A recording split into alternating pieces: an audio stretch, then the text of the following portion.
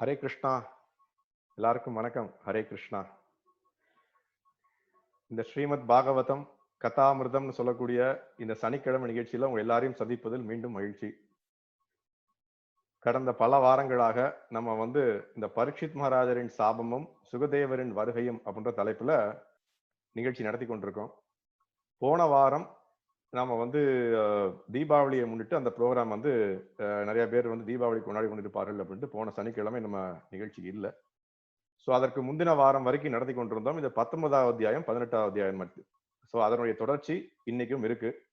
So அதற்காக வந்திருக்கிற அனைத்து பக்தர்களுக்கும் எனது நன்றி, வரவேற்கிறோம். தொடர்ந்து நீங்க எல்லாரும் இந்த நிகழ்ச்சியில பங்கு கொள்ளணும். ஸ்ரீமத் பாகவதத்தின் மேல் ஆர்வம் கொள்ளணும். ஸ்ரீமத் பாகவதத்தை ஒவ்வொரு நாளும் நம்முடைய வாழ்க்கையினுடைய ஒரு முக்கியமான அங்கமாக மாற்றணும். அது ஒரு முக்கியமான விஷயம். ஸோ நம்ம பண்ணக்கூடிய ஒவ்வொரு நிகழ்ச்சியிலும் நம்ம என்ன பண்ணுவோம் அப்படின்னா, முதல்ல பகவான் வாசுதேவருக்கு வந்தனை தெரிவிச்சுட்டு நம்ம நிகழ்ச்சியை ஆரம்பிக்கலாம். ஓம் நமோ பகவதே வாசுதேவாய, ஓம் நமோ பகவதே வாசுதேவாய, ஓம் நமோ பகவதே வாசுதேவாய. எல்லா வந்தனைகளும் பகவான் வாசுதேவருக்கு உரித்தாகட்டும். யார் இந்த வாசுதேவர்? வாசுதேவர்ன்றவர் வசுதேவருக்கும் தேவகிக்கும் மகனாக பிறந்தார் 5000 வருஷத்துக்கு முன்னாடி. நம்மை போல ஒரு சாதாரண மனித பிறவியா பிறக்கல. எல்லாம் உள்ள பூரணமான புருஷோத்தமராகிய முழுமுதற் கடவுளாகிய பகவான் கிருஷ்ணர் அவதரித்தார். எதற்காக அவதரித்தார்? நமக்காக அவதரித்தார்.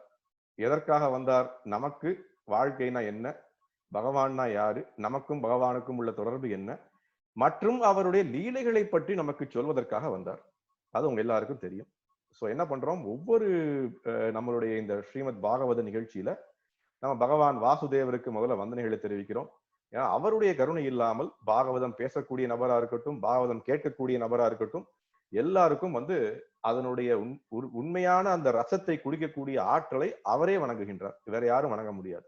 நான் வணங்க முடியாது, உங்களால எடுத்துக்க முடியாது. அவருடைய கருணை இல்லாமல் நாமளால இந்த உலகத்துல எதையுமே பண்ண முடியாது அப்படின்றது சாஸ்திர கூற்று. ஸோ அதை நம்ம முதல்ல தெரிஞ்சுக்கிறோம். அப்புறம் நம்ம நிகழ்ச்சிக்குள்ள போறதுக்கு முன்னாடி நம்ம ஒவ்வொரு வாரம் என்ன பண்ணுவோம் அப்படின்னா, பாகவதத்தினுடைய மிக அரிய அல்லது மிக பெரிய ஒரு பெருமைகளை பற்றி பார்ப்போம். ஸ்ரீமத் பாகவத மகாத்மியம் அப்படின்னு சொல்லக்கூடிய அந்த விஷயத்தை முதல்ல பார்த்து கொண்டிருக்கோம். ஸ்ரீமத் பாகவதத்திலேயே ஸ்ரீமத் பாகவதத்தை பற்றி என்னெல்லாம் விஷயங்கள் சொல்லப்பட்டிருக்கு, அதனுடைய முக்கியத்துவம் என்ன, ஸ்ரீமத் பாகவதம் ஏன் ஒருத்தருடைய வாழ்க்கையில முக்கியத்துவமான அங்கமாக மாற வேண்டும் அப்படின்ற விஷயத்தையும் பார்க்கிறோம். அதனுடைய தொடர்ச்சியா இந்த வாரமும் நம்ம என்ன பண்ண போறோம் அப்படின்னா, ஸ்ரீமத் பாகவதம் 2வது காண்டம் 8வது அத்தியாயம் 4வது ஸ்லோகத்துல அந்த பாகவத்தை பற்றிய ஒரு முக்கியமான ஒரு ஸ்லோகம் வருகிறது. 2வது காண்டம் 8வது அத்தியாயம் 4வது ஸ்லோகம். ஸ்ருண்வதா ஸ்ரத்தையா நித்யம் கிருணந்தஸ்த ஸ்வசேஷ்டிதம் காலேன நாதி தீர்க்கேன பகவான் விஷதே ஹிருதி. ரொம்ப அருமையான விஷயம் இது. இதைத்தான் நம்ம இன்னைக்கு பண்ணி கொண்டிருக்கோம். இப்ப நான் இந்த ஸ்லோகத்தை எடுத்ததுக்கான முக்கிய நோக்கம் என்ன அப்படின்னா, இது நம்மளுடைய அந்த தலைப்பிற்கு ஒற்ற மாதிரி இருக்கு. நம்மளுடைய தலைப்பு என்ன உங்க எல்லாருக்கும் ஞாபகப்படுத்துறேன். ஏன்னா 15 நாட்களுக்கு முன்னாடி நம்ம சந்திச்சோம் இல்லையா, எல்லாருக்கும் மறந்துருக்கும். நிறைய பேர் 15 நாட்கள்ன்றது ரொம்ப மிகப்பெரிய ஒரு கேப். நிறைய பேருக்கு என்ன தலைப்பு எடுக்கணும்னே மறந்துருப்பீங்க. ஸோ அதனால நம்ம மீண்டும் ஞாபகப்படுத்துறது ரொம்ப சிறந்ததுதான். என்ன நம்ம இங்க பேசிக்கொண்டிருக்கோம் அப்படின்னா, அந்த மகாராஜா பரீட்சித்தினுடைய அந்த ஒரு செயல் அவருக்கு எவ்வாறு சாபத்தை கொடுத்தது, அந்த சாபத்தை கொடுத்ததன் காரணமாக சுகதேவனுடைய வருகை எவ்வாறு அமைந்தது, சுகதேவர் நமக்கு என்ன கொடுத்தார், வரலாற்றிலே மிக முக்கியமான நிகழ்ச்சி நடந்தது. அது என்ன வரலாற்றிலே மிக முக்கியமான நிகழ்ச்சி? இந்த கலியுகத்துல பகவானினுடைய இயற்கை அவதாரமாகிய ஸ்ரீமத் பாகவதம் நமக்கு கிடைத்தது. சோ இதுதான் நம்ம பார்க்கிறோம். சோ அதுதான் இன்னைக்கு என்ன பண்றோம், இந்த அத்தியாயத்தினுடைய 2வது காண்டத்தினுடைய 8வது அத்தியாயம் அதான் சொல்லுகிறது. இதுல மகாராஜா பரீட்சித் என்ன சொல்றாரு அப்படின்னா, ஸ்ருண்வதா ஸ்ரத்தையா நித்யம் கிருணந்தஸ்த ஸ்வசேஷ்டிதம் காலேன நாதி தீர்க்கேன பகவான் விஷதே ஹரிஹி. நம்மளுடைய இதனுடைய அர்த்தம் என்ன அப்படின்னா, ஸ்ருண்வதா ஸ்ரத்தையா நித்யம், ரொம்ப ஸ்ரத்தையோட முதல்ல நம்ம என்ன பண்ணணும் அப்படின்னா பாகவதத்தை கேட்கணும். ஸ்ருண்வதா கேட்கக்கூடிய விஷயம். ஸ்ருண்வதா ஸ்ரத்தையா நித்யம். நித்தியம்ன்றது தினமும் இல்லை, எப்பொழுதும். சில பேர் நித்தியம்னு சொன்னா, இன்னைக்கு நான் காலையில 5 நிமிடம் கேட்டேன், இன்னைக்கு காலையில 2 நிமிடங்கள் கேட்டேன், அல்ல இந்த காலையில நான் பாகவதத்தை இப்படி வணங்கினேன், அதனால நானும் எனக்கு ஏதாவது பிரயோஜனம் இருக்கா? இருக்கு, பிரயோஜனம் இருக்கு. ஆனாலும் எதற்காக நான் ஒரு பிரயோஜனத்துக்காக பாகவதத்தை நாட வேண்டும்? ஸ்ரீமத் பாகவதம் வந்து எல்லாவற்றையும் தரக்கூடிய மிக உயரிய வஸ்து.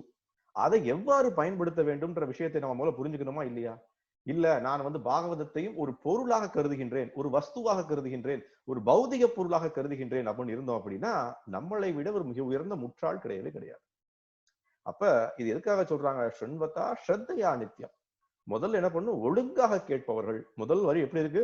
ஸ்ரீமத் பாகவதத்தை ஒழுங்காக கேட்பவர்களும் இவ்விஷயத்தை எப்பொழுதும் முக்கியத்துவமாக ஏற்றுக்கொள்பவர்களும், பாகவதத்தை தவிர என் வாழ்க்கையில எதுவும் முக்கியத்துவம் இல்லை சார் அப்படின்னு சொல்லக்கூடியவங்க இருக்காங்க பாத்தீங்களா, அவங்களுடைய வாழ்க்கையில் நடக்கும். அது 3வது வரி. காலேன நாதி தீர்க்கேன.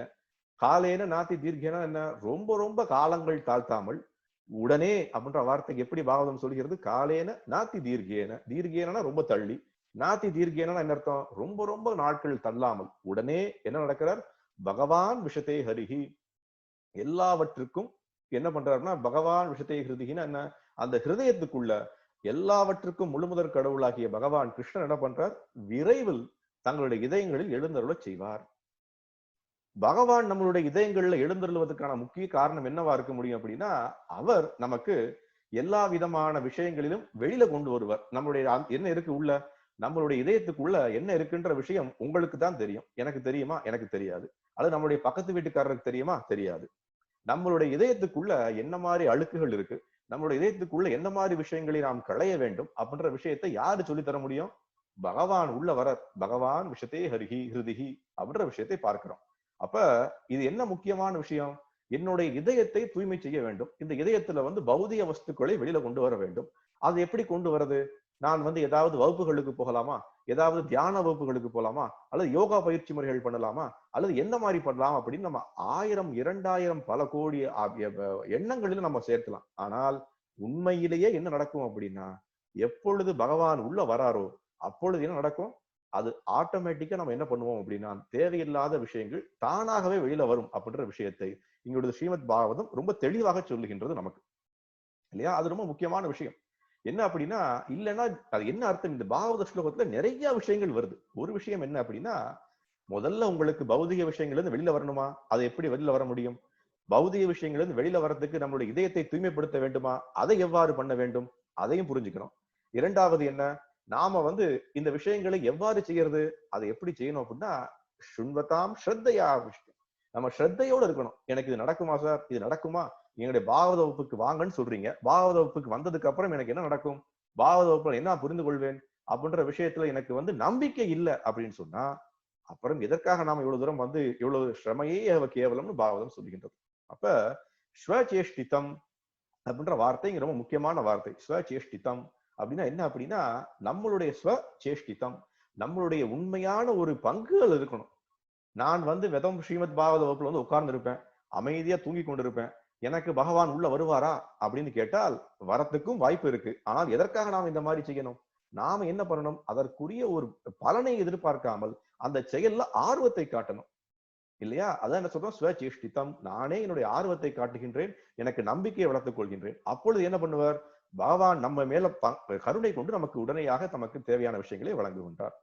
அப்ப என்ன அப்படின்னா, முதல்ல அந்த விஷயம் இந்த இந்த ஸ்லோகத்தை பேசும்போது இன்னொரு விஷயம் என்ன வருது அப்படின்னா, நிறைய மக்கள் கேட்பாங்க, நான் வந்து பகவானுக்கு ரொம்ப நாட்களா சேவை செய்து கொண்டிருக்கேன், நான் பகவான் கிருஷ்ணருடைய ஒரு நெருங்கிய ஒரு பக்தன், நான் தினமும் கிருஷ்ணர் இல்லாமல் வாழ்க்கையில எதையும் பண்றதில்லை அப்படின்ற விஷயங்களை நிறைய பேர் முன்ன வைப்பாங்க. ஆனால் என்னுடைய கேள்வி அவங்களுக்கு இருக்கக்கூடிய விஷயம் என்ன அப்படின்னா, உண்மையிலேயே நீங்க பகவானை பற்றி தெரிஞ்சுக்கணும்னு ஆசைப்படுறீங்களா? பகவானை பார்க்கணும்னு ஆசைப்படுறீங்களா? அப்ப அதற்கு தகுந்த ஒரு தகுதி உங்களுக்கு இருக்கான்னு நம்ம தெரிஞ்சுக்கணும். நமக்கு அந்த தகுதி இருக்கிறதா? நம்ம அந்த தகுதியை வளர்த்திருக்கோமா? அந்த தகுதியை எவ்வாறு வளர்த்துக் கொள்வது அப்படின்ற விஷயத்தையும் நாம் புரிஞ்சுக்கணும். அதை எவ்வாறு வளர்த்துக் கொள்ள முடியும் அப்படின்னா, நம்மளுடைய நான் வந்து எங்க வீட்டுல அமைதியா உட்கார்ந்து இருப்பேன், பகவானா வந்து என்னுடைய இதயத்துக்குள்ள வருவார். எப்படி வருவார்? வரமாட்டார். நமக்கு ஆர்வம் இல்ல. நான் வந்து தூய்மை அடையணும்ன்ற விருப்பம் இல்ல. நான் வந்து இந்த பௌதிக விஷயங்கள்ல இருந்து வெளியில வரணும், பகவானை அடையணும் அப்படின்ற விருப்பம் இல்ல. எப்படி பண்ண முடியும்? பண்ண முடியாது. அதனாலதான் சாஸ்திரம் என்ன சொல்கிறது அப்படின்னா, பௌதிக வஸ்துகளும் ஆன்மீக வஸ்துகளும் ஒன்று சேராதவை. நீங்க என்ன நினைச்சாலும் ஒன்று சேர்க்க முடியாது. எப்படி ஒரு எண்ணெயையும் தண்ணியும் ஒன்று சேர்க்க முடியாது.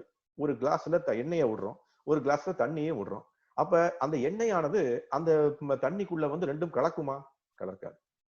அப்ப நம்ம என்ன பண்ணிக்கணும்? அப்ப ரெண்டையும் வந்து தனிமைப்படுத்தணும். ஒன்று நமக்கு எண்ணெய் வேண்டுமா, தண்ணீர் வேண்டுமா, இல்ல எனக்கு ரெண்டுமே வேணும் அப்படின்னா என்ன ஆகும்? எந்த வஸ்துமே ஒழுங்காக கிடைக்காது. அப்ப இந்த ஆன்மீக விஷயம்ன்றதுல என்ன இருக்கணும் அப்படின்னா, முதல்ல நமக்கு தீர்க்கேன நாத்தி தீர்க்கேன, ரொம்ப காலங்கள் கழித்து வேணும் அல்லது உடனே வேணும். உடனே கிடைக்கிறதுக்கும் வாய்ப்பு இருக்கு. இல்ல ரொம்ப காலங்கள் கழித்து எனக்கு கிடைக்கணும் அப்படின்னா அதற்கும் வாய்ப்பு இருக்கு. ஆனால் என்ன, அதற்கு முதல்ல நாம் பகவானிடம் சரணடைய வேண்டும். நான் பகவானிடம் சரணையவில்லை அப்படின்னா நாம் பகவானை பற்றி புரிந்து கொள்ள முடியாது. பாகவதத்துல மறுபடியும் மறுபடியும் இந்த விஷயம் அடிக்கடி வருது. என்ன விஷயம் அப்படின்னா, ஏன் வந்து யாரிடம் சரணடைய வேண்டும், யார் உண்மையான பக்தர்கள், பக்தருடைய மனநிலை எப்படி இருக்கும் அப்படின்ற விஷயத்தை மறுபடியும் மறுபடியும் பாகவதம் சொல்லுகின்றது. எதற்காக சொல்றது? ஏனால் இன்னைக்கு காலகட்டத்துல பாகவதத்தை ஒரு பௌதிக வஸ்துவாக பார்க்கக்கூடிய மக்கள் அதிகமாக இருக்கின்றார்கள். அவன் என்ன பண்றாங்க, இந்த பாகவத சப்தகா நடத்துகிறார்கள். பாகவதத்துல வந்து எப்படி என்னுடைய கஸ்டமர் வருவாங்களா, எனக்கு மக்கள் வந்து பார்ப்பாங்களா, என்னுடைய யூடியூப் பேஜுக்கு எவ்வளவு பேர் வந்து பார்ப்பாங்க, எனக்கு எவ்வளவு லைக் கிடைக்குது, நான் ரொம்ப பிரசித்தி பெற்ற ஆளாக மாறிட்டேனா, என்னை எல்லாரும் பாராட்டுகிறார்களா, எனக்கு ஒரு பூஜா லாப பிரதிஷ்டா கிடைத்து விட்டதா அப்படின்ற விஷயத்தை யோசிக்கின்றனர். அப்ப நாம என்ன இருக்கணும் அப்படின்னா, எனக்கு பகவானிடம் எதுவும் தேவையில்லை. எனக்கு பகவானிடம் தேவை இருக்கிறது எல்லாமே என்ன, பகவானே நான் உண்மையான உன்னுடைய சிஷ்யன் ஆவான். ஜீவேர ஸ்வரூபகோயே நித்தியேர கிருஷ்ணதாசன் அப்படின்னு சாஸ்திரம் சொல்லுகின்றது. எனக்கு உண்மையான விஷயம் என்ன அப்படின்னா, நான் உன்னுடைய உண்மையான ஒரு எப்பொழுதும் நித்தியமான தாசன். எனக்கு வேற விஷயங்களே தெரியாது. ஜீவேர ஸ்வரூபகோயே நித்தியேர கிருஷ்ணதாசன், நான் நித்தியமாக உன்னுடைய தாசனாக இருக்க விரும்புகின்றேன் அப்படின்ற விஷயத்தை நாம உடனே புரிந்து கொள்ள வேண்டும். அப்ப ஒரு உண்மையான பக்தர் என்ன பண்ணுவார், உடனே பகவானிடம் சரணடைய தயாராக இருப்பார். உடனே பகவானிடம் சரணடைறதுக்கான என்ன வஸ்து, பாகவதத்தை முழுமையாக கேட்பதற்கான ஆர்வத்தை வளர்த்துக் கொள்வார். பாகவதத்தை எவ்வாறு கேட்பது, யாரிடம் கேட்பது, எவ்வாறு சரணடைவது, அதை எப்படி வாழ்க்கையில நெறிமுறைப்படுத்துவது அப்படின்ற சிந்தனையில் அவர் வாழ்வார் அப்படின்ற விஷயத்தை நாம இந்த ஸ்லோகம் மூலியமாக தெளிவாக தெரிந்து கொள்கின்றோம் இல்லையா? அதனால நான் மறுபடியும் மறுபடியும் உங்க எல்லாத்தையும் சொல்றது என்ன அப்படின்னா, ஸ்ரீமத் பாகவதத்தை மாதிரி நமக்கு கிடைத்த மிகப்பெரிய ஒரு பொக்கிஷம் இந்த பௌதிக உதயத்தை கிடையவே கிடையாது. யாராவது வந்து என்கிட்ட இல்ல அல்ல எங்களிடம் வாதாடினா வாதாடட்டும், இல்ல இதை விட ஒரு உயர்ந்த வஸ்து இன்னைக்கு உலகத்துல இருக்கு அப்படின்னா உலகத்துல வேற விஷயங்களே கிடையாது. ஸ்ரீமத் பாகவதம் கதாமிர்தத்தை தவிர வேற விஷயங்கள் நம்மளை காப்பாற்றவே முடியாது அப்படின்ற விஷயத்தை பாகவதமும் சொல்லுகின்றது, ஆச்சாரியர்கள் சொல்லுகின்றனர், வெவ்வேறு விதமான புராணங்கள் சொல்லுகின்றது, நம்மளுடைய உபனிஷத்துகள் சொல்லுகின்றன. இதை தவிர நமக்கு என்ன யார் மேல நம்பிக்கை வைக்கணும்? பகவானுடைய கூற்றுகள் சொல்லுகின்றது. அதை விட யாரிடம் நம்பிக்கை வைக்கணும்? யாரும் நம்பிக்கை வைக்க தேவையில்லை. நாம் பகவானிடம் சரணடைய வேண்டும் என்றால் ஸ்ரீமத் பாகவதமிடம் சரணடைய வேண்டும். ஹரே கிருஷ்ணா. அப்ப என்ன பண்றோம், இதுதான் நான் வந்து பாகவத்தினுடைய முக்கியத்துவத்தை பற்றி சொல்லியாச்சு. இப்ப என்ன பண்ண போறோம் அப்படின்னா, இந்த பரீட்சித்தின் சாபமும் சுகதேவரின் வருகையும் தலைப்புல நம்ம பார்த்து கொண்டிருக்கிற நிகழ்ச்சியினுடைய போன முந்தின வாரம் என்ன பார்த்தோம், அதுல என்ன மாதிரி விஷயங்களை நம்ம பார்த்தோம்ன்றதை எல்லாருக்கும் ஒரு வாட்டி ஞாபகப்படுத்தி விடலாம். என்ன பார்த்தோம், அந்த மகாராஜா பரீட்சித் என்ன பண்றாரு அப்படின்னா, அந்த செயலை செய்துவிட்டு மறுபடியும் வந்து கொண்டிருக்கின்றார் தன்னுடைய அரண்மனையை நோக்கி இல்லையா? என்ன பண்றாருன்னா, அந்த சமீக்ஷ மகரிஷிக்கு அந்த இறந்த பாம்பை ஒரு மாலையாக அணிவித்து வந்து கொண்டிருக்கின்றார். அவர் என்ன பண்றார், தன்னுடைய ரதத்துல வரும்போது அவருக்கு என்ன விஷயம் தோன்றுகின்றது அப்படின்னா, நான் தவறு இழைத்து விட்டேனோ, நான் தவறான விஷயத்தை செய்து விட்டேனா, அதற்கு நான் வருந்தனுமே, இது மிகப்பெரிய தவறே அப்படின்ற விஷயத்தை உடனே அவர் வந்து என்ன பண்றாரு அப்படின்னா, வருந்தத்தக்க செயலை செய்து விட்டோம் அப்படின்ற வருத்தத்தை தெரிவிக்கின்றார். அதுதான் நம்ம என்ன பார்த்தோம், உண்மையான பகவானிடம் சரணடையக்கூடிய ஒரு ஆத்மாவினுடைய நிலை அப்படித்தான் இருக்கும். எப்படி அப்படின்னா, வருந்தத்தக்கது பௌதிக விஷயங்கள் மேல் பற்று இல்லாதது அப்படின்ற விஷயங்களாக இருக்கும் அப்படின்றத பார்க்கிறோம் இல்லையா? அவர் என்ன சொல்றாரு அப்படின்னா, என்னுடைய ஒரு தவறான ஒரு போக்கின் காரணமாக இந்த ஒரு தண்டனை எனக்கு கிடைத்துத்தான் ஆக வேண்டும் அப்படின்ற விஷயத்தை முன்வைக்கின்றார். அப்ப என்ன ஆகுது, அதுதான் வந்து முக்கியமான விஷயம். ஒரு உயிர்வாழிக்கு அல்லது ஒரு மனித பிறவிக்கு நமக்கு கிடைக்கக்கூடிய முதல் நம்மளுடைய விஷயங்கள், பௌதிக விஷயங்கள் வெளியில வரக்கூடிய முதல் பாதை என்ன அப்படின்னா, நான் இந்த விஷயங்களில் தவறு செய்து விட்டேன், இந்த உலகத்தில் நான் வந்து எவ்வாறு வெளியில வருவது அப்படின்ற சூழ்நிலையை நாம் யோசிக்க வேண்டும். அதை இங்க மகாராஜா பரீட்சித் நமக்கு எடுத்துக்காட்டாக காட்டுகின்றார் அப்படின்றத பார்க்கிறோம். அப்புறம் வந்து வேற என்ன பார்த்தோம் போன வாரம் அப்படின்னா, எவ்வாறு கங்கையும் யமுனையும் வந்து எவ்வாறு அனைவரையும் தூய்மைப்படுத்துகின்றன, அதே மாதிரி இந்த ஸ்ரீமத் பாகவதம் எவ்வாறு அனைவரையும் தூய்மைப்படுத்தும் அப்படின்ற விஷயத்தையும் போன வாரம் பார்த்தோம் இல்லையா? இன்னைக்கு எல்லாரும் சொல்லுவாங்க, கங்கையில போய் நீராட வேண்டும், யமுனை கரையில் நீராட வேண்டும். ரெண்டுலையும் போய் யமுனையும் கங்கையிலையும் நீராடும் போது என்ன கிடைக்கும், நமக்கு நமக்கு தேவையில்லாத பாவங்கள் போய்விடுகின்றன அப்படின்ற விஷயத்தை சொல்லுகின்றனர். அதை போல எவ்வாறு ஸ்ரீமத் பாகவதத்தை ஸ்ருண்வதா ஸ்ரத்தையா நித்தியம், தினமும் எப்பொழுதும் ஸ்ரத்தையுடன் நாம எப்பொழுதும் கேட்க ஆரம்பித்தோம் அப்படின்னா நாம தெரிந்தோ தெரியாமலோ செய்த பாவங்கள் எல்லாரும் போகும். அது மட்டும் அல்ல, அதற்காக இல்ல, எதற்காக? பகவானிடம் சரணடைவதற்கான மனோபாவத்தை வளர்க்கும். பகவானிடம் சரணடையும் மனோபாவம் தான் நமக்கு இல்லையே.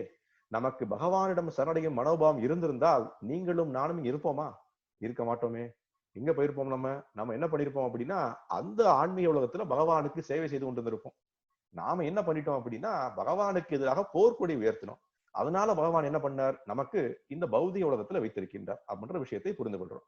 அப்ப அவர் என்ன பண்றார்? உடனே தன்னுடைய அரண்மனை, ராஜாங்கம் எல்லாவற்றையும் விட்டு விட்டு மகாராஜா பரீட்சித் என்ன பண்றார்? தன்னுடைய வாழ்க்கையிலுடைய கடைசி 7 நாட்களை சந்திப்பதற்கு அந்த யமுனையினுடைய நதிக்கரையில வந்து வருகின்றார்.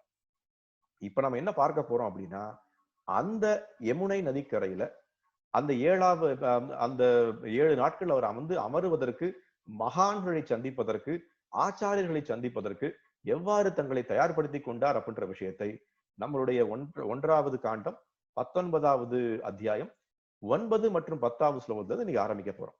நம்ம போன வாரம் 8வது ஸ்லோகம் வரைக்கும் பார்த்தோம். இன்னைக்கு 9, 10 ஸ்லோகங்களை பார்க்க போறோம். இன்னைக்கு நிகழ்ச்சி கொஞ்சம் வித்தியாசமான நிகழ்ச்சி. என்ன நிகழ்ச்சி அப்படின்னா நம்ம எப்பொழுதுமே நம்மளுடைய நிகழ்ச்சியில பாத்தீங்க அப்படின்னா நம்ம நிறைய விஷயங்களை வாழ்க்கையில எப்படி நான் அதை அர்ப்பணிப்பது, வாழ்க்கையில அதை எப்படி நெறிமுறைப்படுத்துவது அப்படின்ற விஷயங்களை நிறைய பார்ப்போம். ஆனால் இன்னைக்கு என்ன பண்ண போறோம் அப்படின்னா நிறைய கதைகளை பேச போறோம். எந்த கதை? ஆச்சாரியர்களை பற்றிய கதை. யார் யாரெல்லாம் மிகப்பெரிய ரிஷிகள், அவருடைய வாழ்க்கை எவ்வாறு இருந்தது, தேவ ரிஷிகள் யாரு, மிகப்பெரிய ரிஷிகள் யாரு, அவருடைய வாழ்க்கை எவ்வாறு இருந்தது, அவர்கள் என்ன பண்ணினார்கள் அப்படின்ற விஷயத்தை நம்ம இன்னைக்கு பார்க்க போறோம். ஏன்னா அதுதான் அந்த ஸ்லோகத்தினுடைய கூற்றுமே. 1வது காண்டம் 19வது அத்தியாயம் 9 மற்றும் 10வது ஸ்லோகங்கள். அதனுடைய ஸ்லோகத்தை என்ன வருது அப்படின்னா எல்லா விதமான பெயர்கள் வருகிறது. யாரெல்லாம் அங்க வந்தாங்க அப்படின்ற விஷயத்தை முதல்ல சொல்லுகின்றனர். அந்த அதனுடைய மகாராஜா பரீட்சித் அமரும் போது யாரெல்லாம் அங்க இந்த பாகவதத்தை பற்றி கேட்பதற்கு ஆர்வமாக இருந்தனர் அப்படின்ற விஷயம் இங்க வருகின்றது. அதனுடைய மொழியாக்கம் இங்க இருக்கு. என்ன அப்படின்னா பிரபஞ்சத்தின் வெவ்வேறு பகுதியிலிருந்து பின்வரும் மாமுனிவர்கள் அங்கு சேர்ந்தனர். யார் அந்த பின்வரும் மாமுனிவர்கள்? யார் யாரு அங்க சேர்ந்தனர்? யார் அப்படின்னா அத்ரி, சவணர், ஷரத்வான், அரிஷ்டேனமி, பிருகு, வசிஷ்டர், பராசரர், விஸ்வாமித்திரர், அங்கிதர், பரசுராமர், உத்யயர், இந்திரபிரதமர், இத்ரமாகு, மேதாதிதி, தேவலர், ஆசிஷ்டிசேஷர், பாரத்வாஜர், கௌதமர், பிப்லாதர், மைத்ரேயர், ஔரவர், கஷவர், கும்யோனி, துவைபாயினர் மற்றும் மகாபுருஷரான நாரதர். இப்படின்ற கூற்றுதான் இந்த 2 ஸ்லோகங்கள்ல வருது. இதுல பார்த்தீங்க அப்படின்னா அவங்க எல்லாருக்கும் நிறைய பேர்கள் முதல் முறை கேட்டிருப்பீங்க. இதுல நல்ல மாமுனிவர்கள், அவர்களெல்லாம் யார் யாரு அப்படின்ற விஷயத்தை இன்னைக்கு நம்ம கொஞ்சம் ஒரு சின்ன குறிப்பு மாதிரி பார்க்க போறோம். ஏன்னா நிறைய பேருக்கு அதனுடைய கதைகள் தெரியாது. அவர்கள் எவ்வாறு மிகப்பெரிய மாமுனிவர்களாக மாறினார்கள் அப்படின்ற விஷயம் நிறைய பேருக்கு தெரியாது. இப்ப இதுல நிறைய விஷயங்கள் நீங்க ஆச்சரியத்தக்க விஷயங்கள் இதுல பாத்தீங்க அப்படின்னா நிறைய மக்கள் மாமுனிவர்கள்லாம் பல யுகங்களாக வாழ்ந்து கொண்டிருக்கின்றனர். இங்க பார்த்தீங்க அப்படின்னா துவைபாயினர் சொல்லக்கூடிய வியாசதேவர், அவர் அங்க எவ்வளவு நாட்களா வாழ்ந்து கொண்டிருக்கார், இங்கேயும் வருகின்றார் அவர். வசிஷ்டர், அதே மாதிரி விஸ்வாமித்திரர், அதே மாதிரி வேற யார சொல்லலாம், நம்மளுடைய பரசுராமர், எல்லாம் வராங்க. எதற்காக வராங்க அப்படின்னா பகவானினுடைய இலக்கிய அவதாரமான அந்த ஸ்ரீமத் பாகவதத்தை நாடுவதற்கு வருகின்றனர் அப்படின்றது ரொம்ப முக்கியமான விஷயம். அதற்காக வருகின்றனர் அவங்க எல்லாரும். அப்ப நம்ம இன்னைக்கு என்ன பண்ண போறோம் அப்படின்னா இவர்கள் சில முக்கியமானவர்களை பற்றி இன்னைக்கு நம்ம பார்க்க போறோம். அவருடைய கதை என்ன? இந்த முக்கியமான மனிதர்கள் கேள்விப்பட்டிருப்பீங்க. ஸ்ரவணர், வசிஷ்டர், பராசரர், விஸ்வாமித்திரர், அங்கிதர்னு சொல்லக்கூடியவர், பரசுராமர், பாரத்வாஜர், கௌதமர், இவன் எல்லாரையும் பற்றி சின்ன சின்ன குறிப்புகளை நான் இன்னைக்கு சொல்லணும் அப்படின்னு ஆசைப்பட்டேன். சோ அதைத்தான் இன்னைக்கு நம்ம பார்க்க போறோம். அப்ப முதல்ல நம்ம பார்க்கக்கூடியவர் யார் அப்படின்னா எல்லாருமே இவங்க எல்லாரும் முக்கியமான ஆட்கள் தான். இவங்க ஒவ்வொருவரும் என்ன பண்றாங்க அப்படின்னா அந்தந்த காலகட்டத்துல அவங்க வாழ்ந்தாங்க அப்படின்ற விஷயத்தை நம்ம பார்க்கிறோம். இவங்களுடைய முக்கியத்துவத்தை பத்தி நம்ம புரிஞ்சுக்கணும் அப்படின்னா நம்ம என்ன பண்ணணும்? முதல்ல அவங்களுடைய வாழ்க்கையில எவ்வாறு பகவானிடம் சரணடைந்தார்கள், எவ்வாறு பகவானுக்காக தன்னுடைய வாழ்க்கையை அர்ப்பணிக்க தயாராக இருந்தார்கள்ன்ற விஷயத்தையும் நம்ம புரிஞ்சுக்கணும் இல்லையா? இந்த ஸ்ரவணர்னு வரக்கூடியவர் யார் அப்படின்னா அவர் பிருகு முனிவருடைய ஒரு குழந்தை, பிருகு முனிவருடைய ஒரு பையன். அவர் என்ன பண்றாரு அப்படின்னா மிகப்பெரிய ஒரு மாமுனிவர். அவரும் ஷாவணர்னு சொல்லக்கூடியவர் நிறைய சாஸ்திரங்களுக்கு மொழிபெயர்ப்பு எழுதியிருக்கின்றார், பொருள் எழுதியிருக்கின்றார் நமக்காக. அவர் என்ன பண்றாரு அப்படின்னா, பகவானை பற்றிய பார்ப்பதற்கு, பகவானை பற்றி கேட்பதற்கு எவ்வளவு ஆர்வம் இருந்தது அப்படின்னா, தன்னுடைய தாயினுடைய கருவில் இருந்து மாதங்கள் முடிவதற்கு முன்னாடியே வெளியில வர்றார் அவர். அப்படிப்பட்ட ஒரு மிக உயர்ந்த ஆத்மா அவர். என்ன அப்படின்னா, தாயினுடைய கருவில இருந்து வெளியில வரக்கூடிய பாக்கியம் என்ன இயற்கை நமக்கு வந்து நிர்பந்தப்படுத்துது, உங்களையும் என்னையும் இல்லையா? நிர்பந்தப்படுத்தி தான் நாங்கெல்லாம் வந்தோம். பகவான் இயற்கை என்ன பண்ணுது அப்படின்னா, இன்னைக்கு பிறந்தாகணும் அப்படின்னு சொல்லி நம்மளை என்ன பண்ணுது, தாயினுடைய கருவில இருந்து வெளியில கொண்டு வருது. ஆனால் இவர் என்ன பண்றாரு அப்படின்னா, பகவானை பற்றிய விஷயங்களை கேட்கணும்னு இருக்கக்கூடிய ஆர்வத்துல என்ன பண்றாருன்னா, தாயினுடைய கருவில இருந்து முதல்ல இருந்தே வெளியில வந்துடுறார் சீக்கிரமே. அவருடைய மிகப்பெரிய ஒரு விஷயத்தை பார்க்கிறோம். அடுத்து வசிஷ்டர், உங்க எல்லாருக்கும் தெரியும். வசிஷ்டரை பற்றி நான் இன்னும் பெருசா சொல்ல வேண்டிய அவசியம் இல்லை. நிறைய மக்கள் கேள்விப்பட்டிருப்பீங்க இல்லையா? அவர் வந்து சாஸ்திரம் என்ன சொல்லுகின்றது அப்படின்னா, பிராமணன்றவன் எப்படி வாழணும், பிராமணனுக்குரிய மிக உயரிய ஒரு உதாரணம் வசிஷ்ட மாமுனிவர் அப்படின்னு சாஸ்திரம் சொல்கின்றது. அவருக்கு உடறு பெயர் என்ன அப்படின்னா பிரம்ம ரிஷின்னு சொல்லக்கூடியது.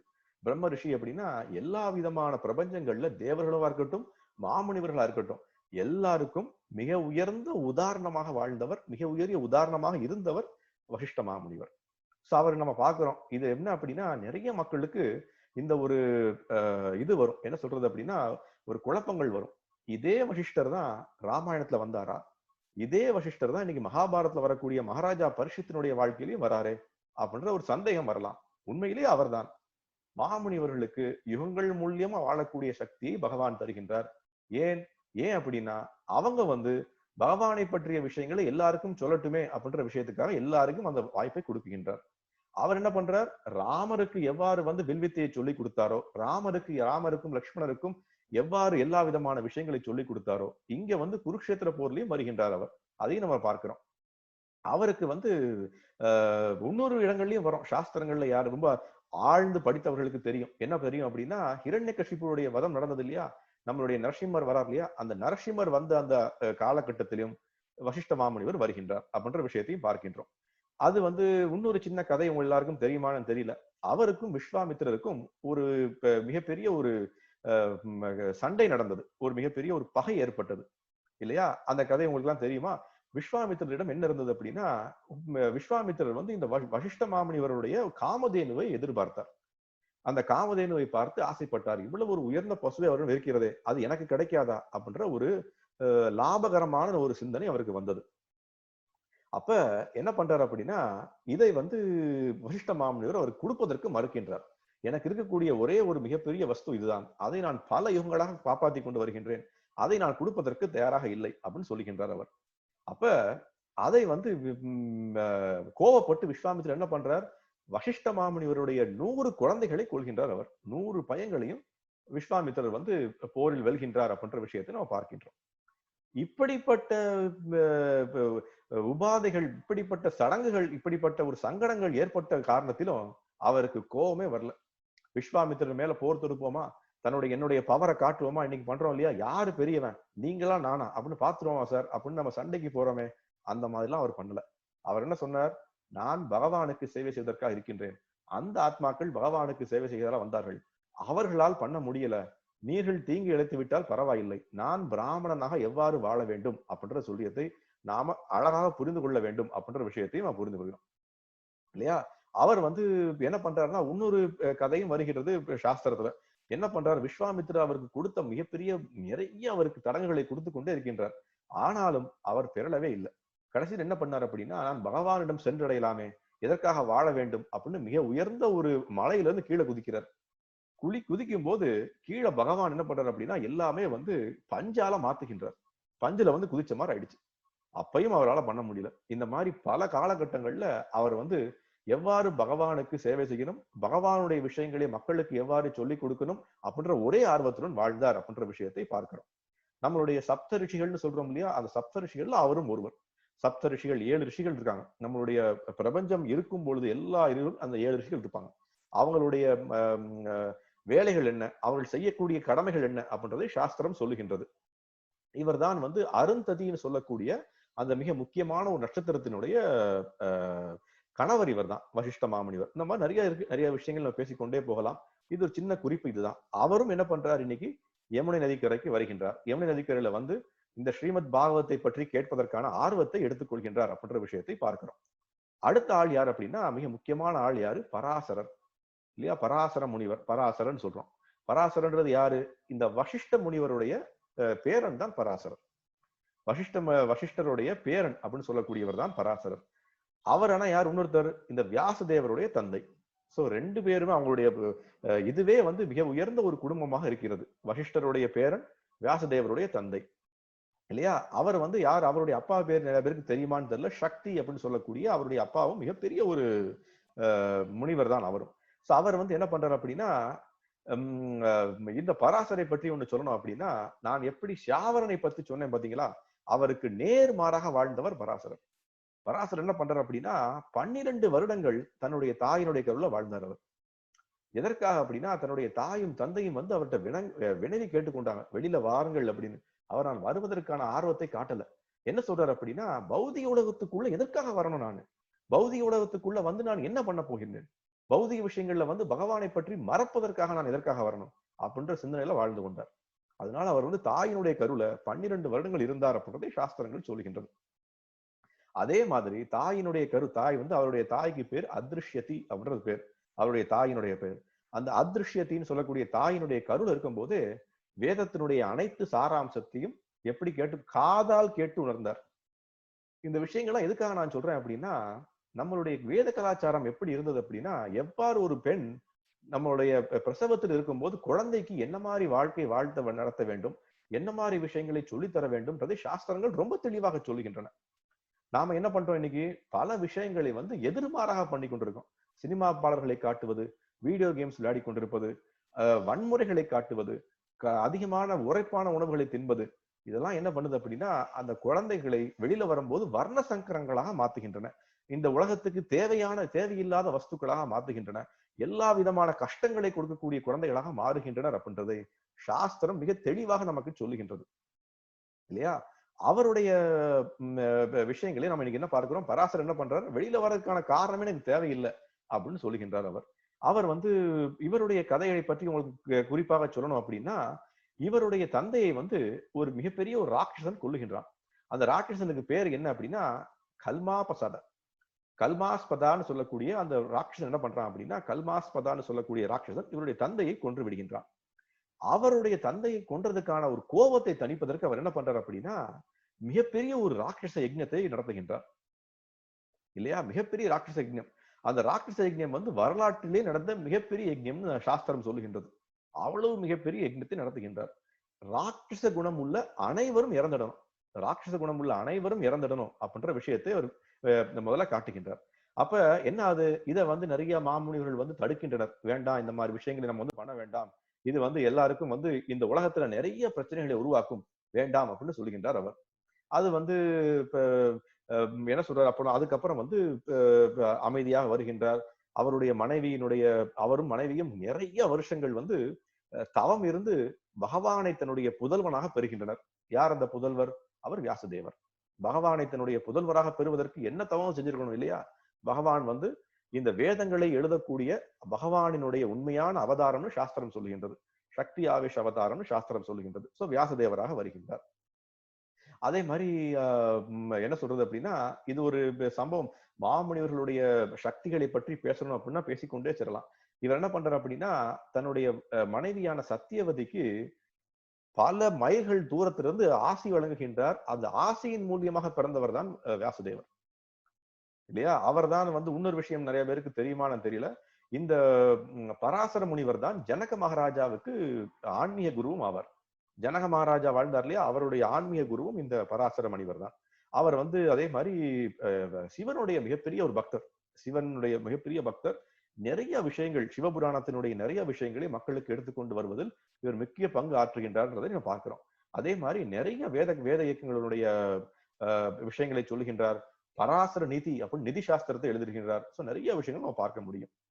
அடுத்த இந்த இதுல நம்ம பார்க்கக்கூடிய அடுத்த முக்கியமான நபர் யார் அப்படின்னா, நாம வந்து விஸ்வாமித்திரரை பற்றி பார்க்கிறோம். அவரும் இங்க வருகின்றார். விஸ்வாமித்திரம் என்ன பண்றாரு அப்படின்னா, இந்த விஷயத்தை பார்க்கிறதுக்காக வருகின்றார். விஸ்வாமித்திரரை பற்றி சொல்லணும் அப்படின்னா அவங்க எல்லாருக்கும் நிறைய பேருக்கு தெரிஞ்சிருக்கும் இல்லையா? விஸ்வாமித்திரரை போல ஒரு கடுமையான தவம் செய்யக்கூடிய ஆளை வந்து இந்த உலகம் பார்த்ததில்லை. பகவானுக்காக எவ்வாறு கடுமையான தவத்தை செய்யணும், எவ்வாறு கடுமையாக இருக்க வேண்டும் அப்படின்ற விஷயத்தை அவரும் காட்டுகின்றார். அவருடைய உண்மையான பெயர் என்ன அப்படின்னா, அவருடைய காதின்னு சொல்லக்கூடிய மிகப்பெரிய ஒரு தந்தை அவர். காதி அப்படின்னு சொல்லக்கூடியவர் உத்தரப்பிரதேசத்தில் இருக்கக்கூடிய ஒரு முக்கியமான ஒரு இடத்துல அவர் பிறக்கின்றார். இந்த விஸ்வாமித்தர் காடி சுதா அப்படின்னு சொல்லுவாங்க சாஸ்திரத்துல, காடி சுதா அப்படின்னு. என்ன அப்படின்னா, இதுல ஒரு முக்கியமான விஷயத்தை நான் சொல்லணும்னு ஆசைப்படுறேன். என்ன அப்படின்னா, விஸ்வாமித்திரர் தான் மிகச்சிறந்த உதாரணம். என்ன உதாரணம் அப்படின்னா, அவருடைய தந்தை வந்து ஒரு சத்திரியர். ஒரு சத்திரியர் குடும்பத்துல பிறக்கிறார். ராஜா அவர். அந்த இது என்ன அப்படின்னா, கன்யா குப்ஜான்னு சொல்லக்கூடிய ஒரு மிகப்பெரிய ஒரு ராஜாங்கம் இருக்கு உத்தரப்பிரதேசத்துல. இப்ப இன்னைக்கு நாட்டுல உத்தரப்பிரதேசம் சொல்றோம் இல்லையா, இந்தியால. அதுல வந்து கான்ய கூப்ஜான்னு சொல்லுவாங்க. கான்ய கூப்ஜான்னு சொல்லுவாங்க. கான்ய கூப்ஜான்னு சொல்லக்கூடிய அந்த அந்த ஒரு மாகாணத்துல அவர் என்ன பண்றாரு அப்படின்னா, ராஜாவிற்கு பையனாக பிறக்கின்றார். ஆனால் தன்னுடைய பலன், தன்னுடைய பயிற்சி மற்றும் தன்னுடைய சாஸ்திரத்தின் மேல் கொண்ட முக்கியமான ஒரு நம்பிக்கை, பகவானை பற்றிய விஷயங்களை கேட்பதில் இருந்த ஆர்வம், கடுமையான தவங்கள், இதன் மூலியமா என்ன பண்ணார்? அவர் பிராமணனாக மாறுகின்றார். அவர் இந்த உடல்ல வந்து பிறந்தது வந்து சத்திரியனாக, ஆனால் உடலை விடும்போது பிராமணனாக விடுகின்றார். அப்ப நம்மளுடைய அந்த வர்ண சம்பிரதாயம் அல்ல வர்ணாசிரமம் சொல்லக்கூடிய அந்த 4 விதமான வர்ணங்கள் என்னைக்கும் வந்து பிறப்பால் ஆனவை அல்ல அப்படின்றதை மறுபடியும் சாஸ்திரங்கள் நமக்கு மேற்கோள் காட்டிக்கொண்டே இருக்கின்றன இல்லையா? நான் முன்னாடியே சொன்னேன், இந்த விஸ்வாமித்திரர் வந்து எவ்வாறு இந்த வசிஷ்ட மாமுனிவருடன் அந்த சண்டையை ஏற்படுத்தினார், எவ்வாறு வந்து அவருடைய எல்லா விதமான பயன்களையும் அழிச்சார் அப்படின்ற விஷயத்தையும் நம்ம பார்க்கிறோம். ஏன்னா அது சத்திரிய குணம் இருக்கு இல்லையா, சத்திரிய குணம் போகல ஒண்ணும். அப்புறம் பகவானை பற்றிய நிறைய விஷயங்கள்ல அவர் என்ன பண்றாரு அப்படின்னா, இதுவும் நம்ம பார்த்திருக்கோம். அந்த ஒரு விஸ்வாமித்திரரை பற்றிய மிக உயர்ந்த கதைகள் அடிக்கடி நம்ம சொல்லக்கூடிய கதை என்ன அப்படின்னா, அவர் வந்து எவ்வளவு ஒரு தியான பயிற்சியில் ஈடுபட்டு கொண்டிருந்தார். அப்பொழுது வந்து மேனகை உங்க எல்லாருக்கும் தெரியும் இல்லையா, மேனகை வந்து அவருக்கு வந்து இது என்ன சொல்றது, அவரை கவரச் செய்து அவருடைய எல்லா விதமான தவங்களை வந்து போக்கி சகுந்தலா அப்படின்ற ஒரு அருமையான ஒரு பெண் குழந்தையை ஈட்டுகின்றார் விஷயத்தையும் நம்ம பார்க்கிறோம் இல்லையா. அப்புறம் வந்து நிறைய விஷயங்கள் அவரை பற்றி பார்க்கலாம். எவ்வாறு வந்து உயர்ந்த தியான பயிற்சி எவ்வாறு செய்தார், எவ்வாறு செய்ய வேண்டும் அப்படின்ற விஷயத்தை நிறைய பார்க்கிறோம். அடுத்து நம்ம பார்க்கக்கூடிய மிக முக்கியமான நபர் யார் அப்படின்னா, அங்கீரான்னு சொல்லக்கூடியவர். அங்கீரர் அப்படின்னு சொல்றோம் இல்லையா, அங்கீரர் அப்படின்னு சொல்றோம். இவர் வந்து அங்கீரரை பற்றி நிறைய பேருக்கு தெரியாது. அங்கீரர் யார் அப்படின்னா, பிரம்மாவினுடைய 6 புதல்வர்கள்ல ஒருவர். நம்ம என்ன பண்றோம் அப்படின்னா, பிரம்மாவுக்கு வந்து 6 புதல்வர்கள். அந்த 6 புதல்வர்கள்ல அவர் வந்து பிரம்மாவினுடைய விந்துவினுடைய இதுல இருந்து பிறந்த முதல் புதல்வர் இவர் தான். அங்கீரர்னு சொல்லக்கூடியவர். பகவான் பிரம்மபுத்திரன் அவருக்கு பேரு. பிரம்மபுத்திரான்னு நம்ம சொல்றோமே, அது வந்து யார்? அங்கீரரை தான் முதல்ல குதிக்கும். இன்னைக்கு நம்ம நதி பேரை சொல்லியிருக்கோம். அங்கீரரை பத்தி பிரம்மபுத்திரான்னு சொல்றோம். ஆனா பிரம்மபுத்திரன் சொல்லக்கூடியவர் யாருன்னா அங்கீரர் மட்டும்தான். அவர் வந்து என்ன பண்றாரு அப்படின்னா, சாஸ்திரம் என்ன சொல்லுகின்றது அப்படின்னா, கங்கையினுடைய ஒரு நதிக்கரையில ஒரு இடம் இருக்கு. என்ன இடம் அப்படின்னா, ஆலோகநந்தான்னு ஒரு இடம் இருக்கு. ஆலோகநந்தான்னு ஒரு இடம் இருக்கு. அந்த ஆலோகநந்தான்ற இடத்துல இன்னைக்கும் அவர் என்ன பண்றார்? மிக உயர்ந்த ஒரு தவங்களையும் பகவானை பற்றிய சிந்தனையிலும் பக்தி துண்டை செய்து கொண்டும் இன்னைக்கும் வாழ்ந்து கொண்டிருக்கார் அப்படின்றதை சாஸ்திரங்கள் சொல்லுகின்றன. இப்பொழுதும் பகவானுடைய நாமங்களை உச்சரித்துக் கொண்டிருக்கின்றது சாஸ்திரம் சொல்லுகின்றது. அப்ப பாருங்க, பிரம்மாவினுடைய வாழ்நாள் எவ்வளவு முடிந்தாச்சு, இன்னைக்கு வரைக்கும் அவருடைய பையனாகிய அங்கீரர் வாழ்ந்து கொண்டிருக்கார். அவர் என்ன பண்றார்?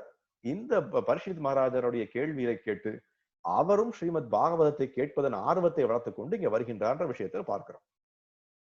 அடுத்து நம்ம பார்க்கக்கூடிய உயர்ந்த மனிதர் யார் அப்படின்னா, அவங்க எல்லாருக்கும் தெரியும்.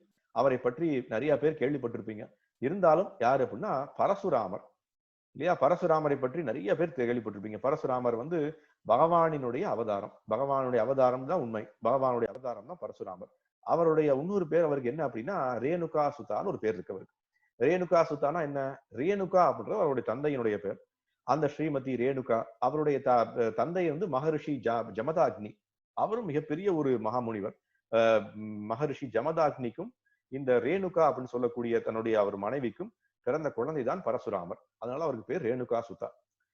சாஸ்திர முறைப்படி பகவானினுடைய மிக வீரியமான ஒரு அவதாரம் இந்த பரசுராமர். பகவான் எடுத்த ஒரு வீரியமான அவதாரங்கள்னு சொல்லக்கூடியது.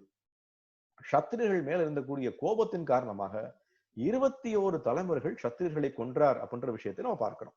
21 தலைமுறைகள் சத்திரியர்களை 21 தலைமுறைகளுக்கு மறுபடியும் சத்திரியர்களை கொண்டு கொண்டே இருந்தார். சத்திரிகள் வந்து சரியான தன்னுடைய போக்குகளை கடைபிடிக்கவில்லை, பகவானினுடைய விஷயங்களை சரியாக பண்ணவில்லை அப்படின்ற விஷயத்தை மக்களுக்கு அடிக்கடி உயர்த்துவதற்காக மறுபடியும் மறுபடியும் அவங்களை தாக்கினார்ன்ற விஷயத்தை பார்க்கிறோம் இல்லையா? அப்ப முன்ன என்ன அப்படின்னா, அவர் வந்து கஷ்யப முனிவருக்கு சாஸ்திரம் என்ன சொல்கிறதுனா, கஷ்யப முனிவர் வந்து சத்திரிகள் அவருக்கு செய்த மிகக்குறிந்த கொடுமை காரணமாக அவர்களுக்கு வந்து அவருக்கு தேவையான தண்டனைகளை கொடுத்தார்ன்றதை பார்க்கிறோம். கஷ்யப முனிவருக்கு எவ்வாறு வந்தது அப்படின்ற விஷயத்தை பார்க்கிறோம்.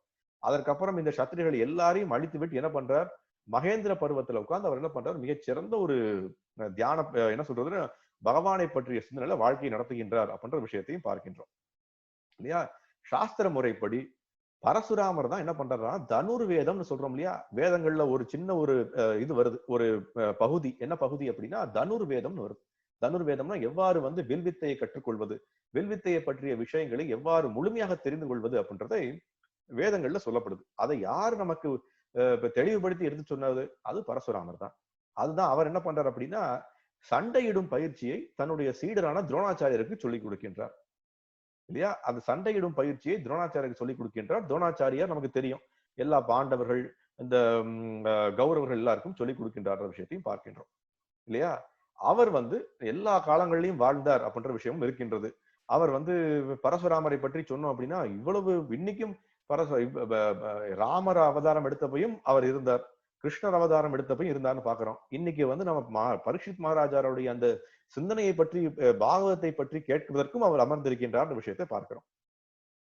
சாஸ்திரத்துல அதுவும் வருது, உங்க எல்லாருக்கும் தெரிஞ்சிருக்கும். என்ன அப்படின்னா, ராமரிடம் சண்டையிட்டவர் அவர்.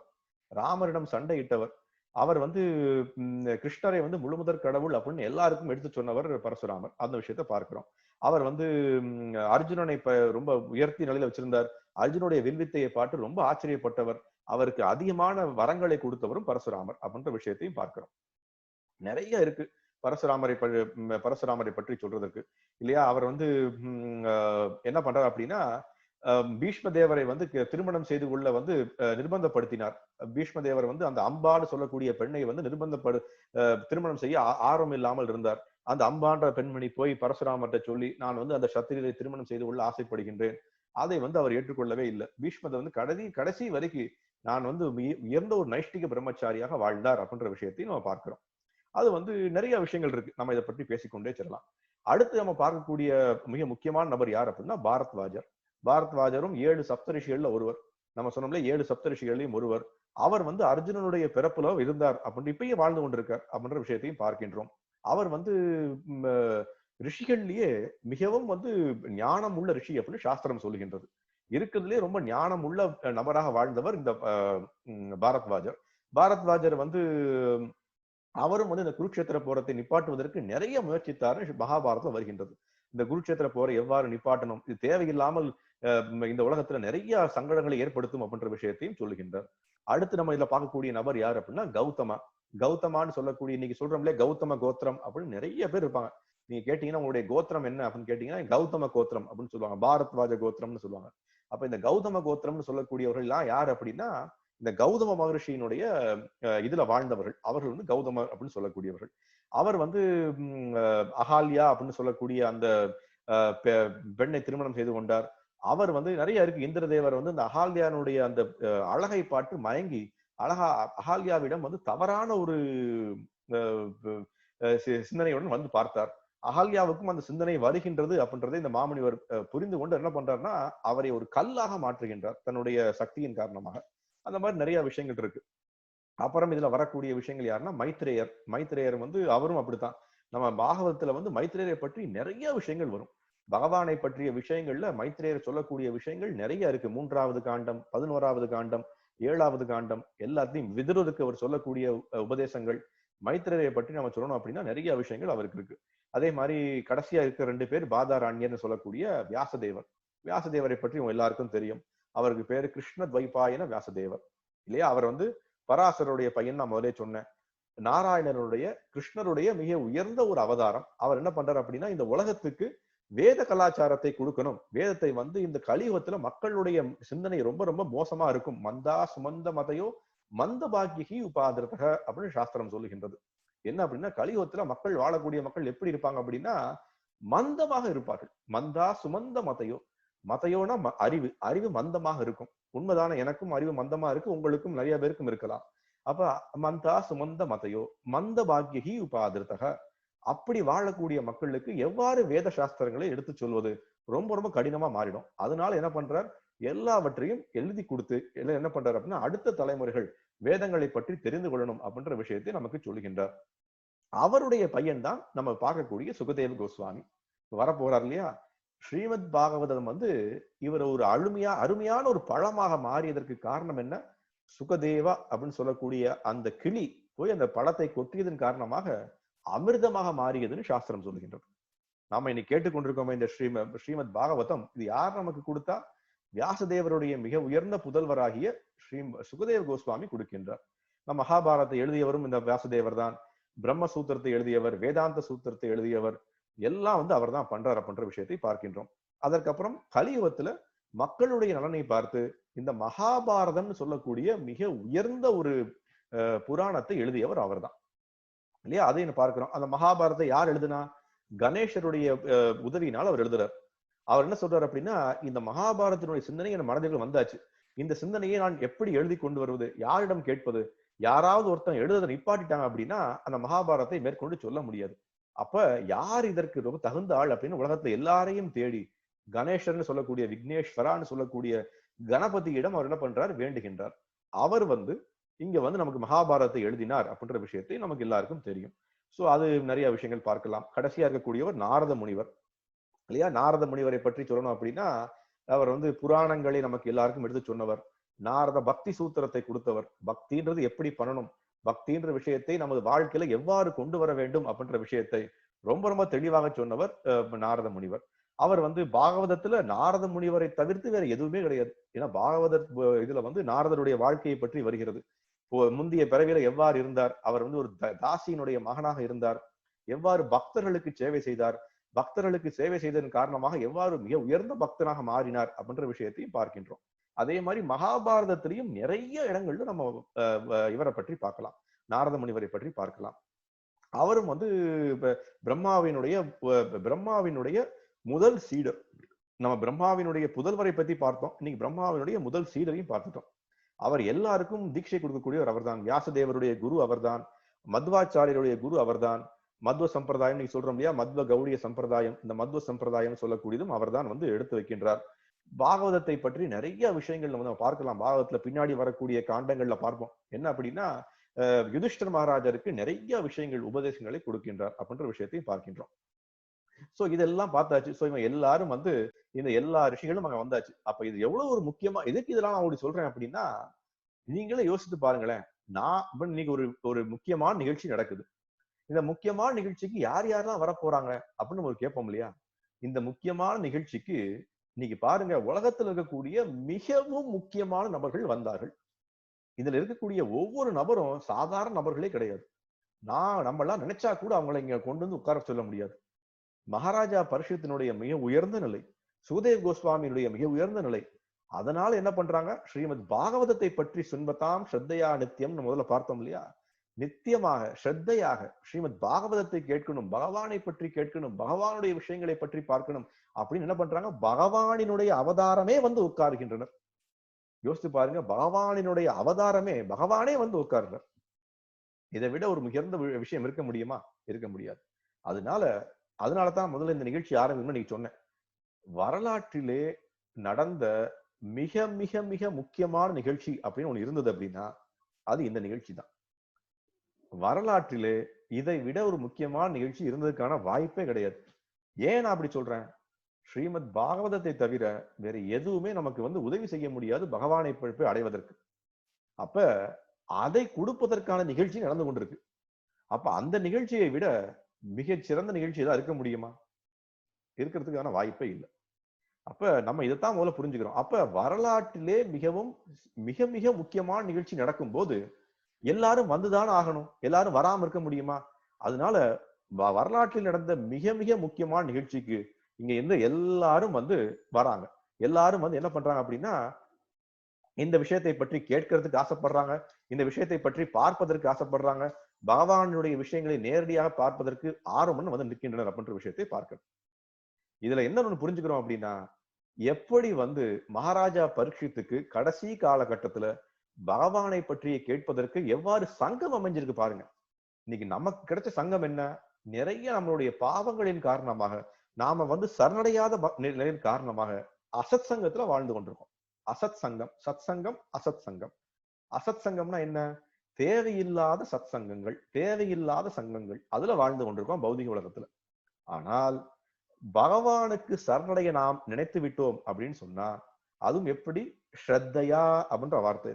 ஸ்ரத்தையுடன் பகவானுக்கு சேவை செய்யணும், ஸ்ரத்தையுடன் பகவானுக்கு நான் சரணடையணும், ஸ்ரத்தையுடன் பகவானை பற்றி யோசிக்கணும் அப்படின்னு நாம ஆரம்பிச்சிட்டோம் அப்படின்னா, எல்லா விதமான மாமுனிவர்கள், எல்லா ஆச்சாரியர்கள், எல்லா மகா புருஷர்கள் எல்லாம் வருவாங்க அப்படின்றதற்கு இந்த நிகழ்ச்சியை விட ஒரு மிகச்சிறந்த உதாரணம் இருப்பதற்கான வாய்ப்புகள் இல்லை.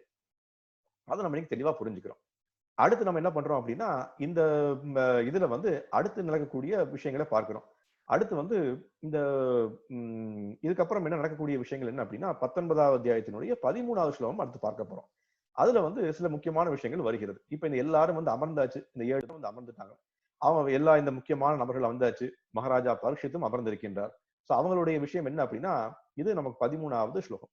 அஹோவயம் தன்யதாத்மா நிருபானனம் மகாத்தம உத்த அனுகிரகசீலாக ராஜ்னாம் குலாம் பிராமணா பாத சௌச்சாத். என்ன பண்றாங்க? பிராமணா பாத சௌச்சாத் தூராத் விஷ்டிஷ்டம் வதகாஹ்ய கர்ம அஹோவயம் தன்யதாத்மா நிருபானம்.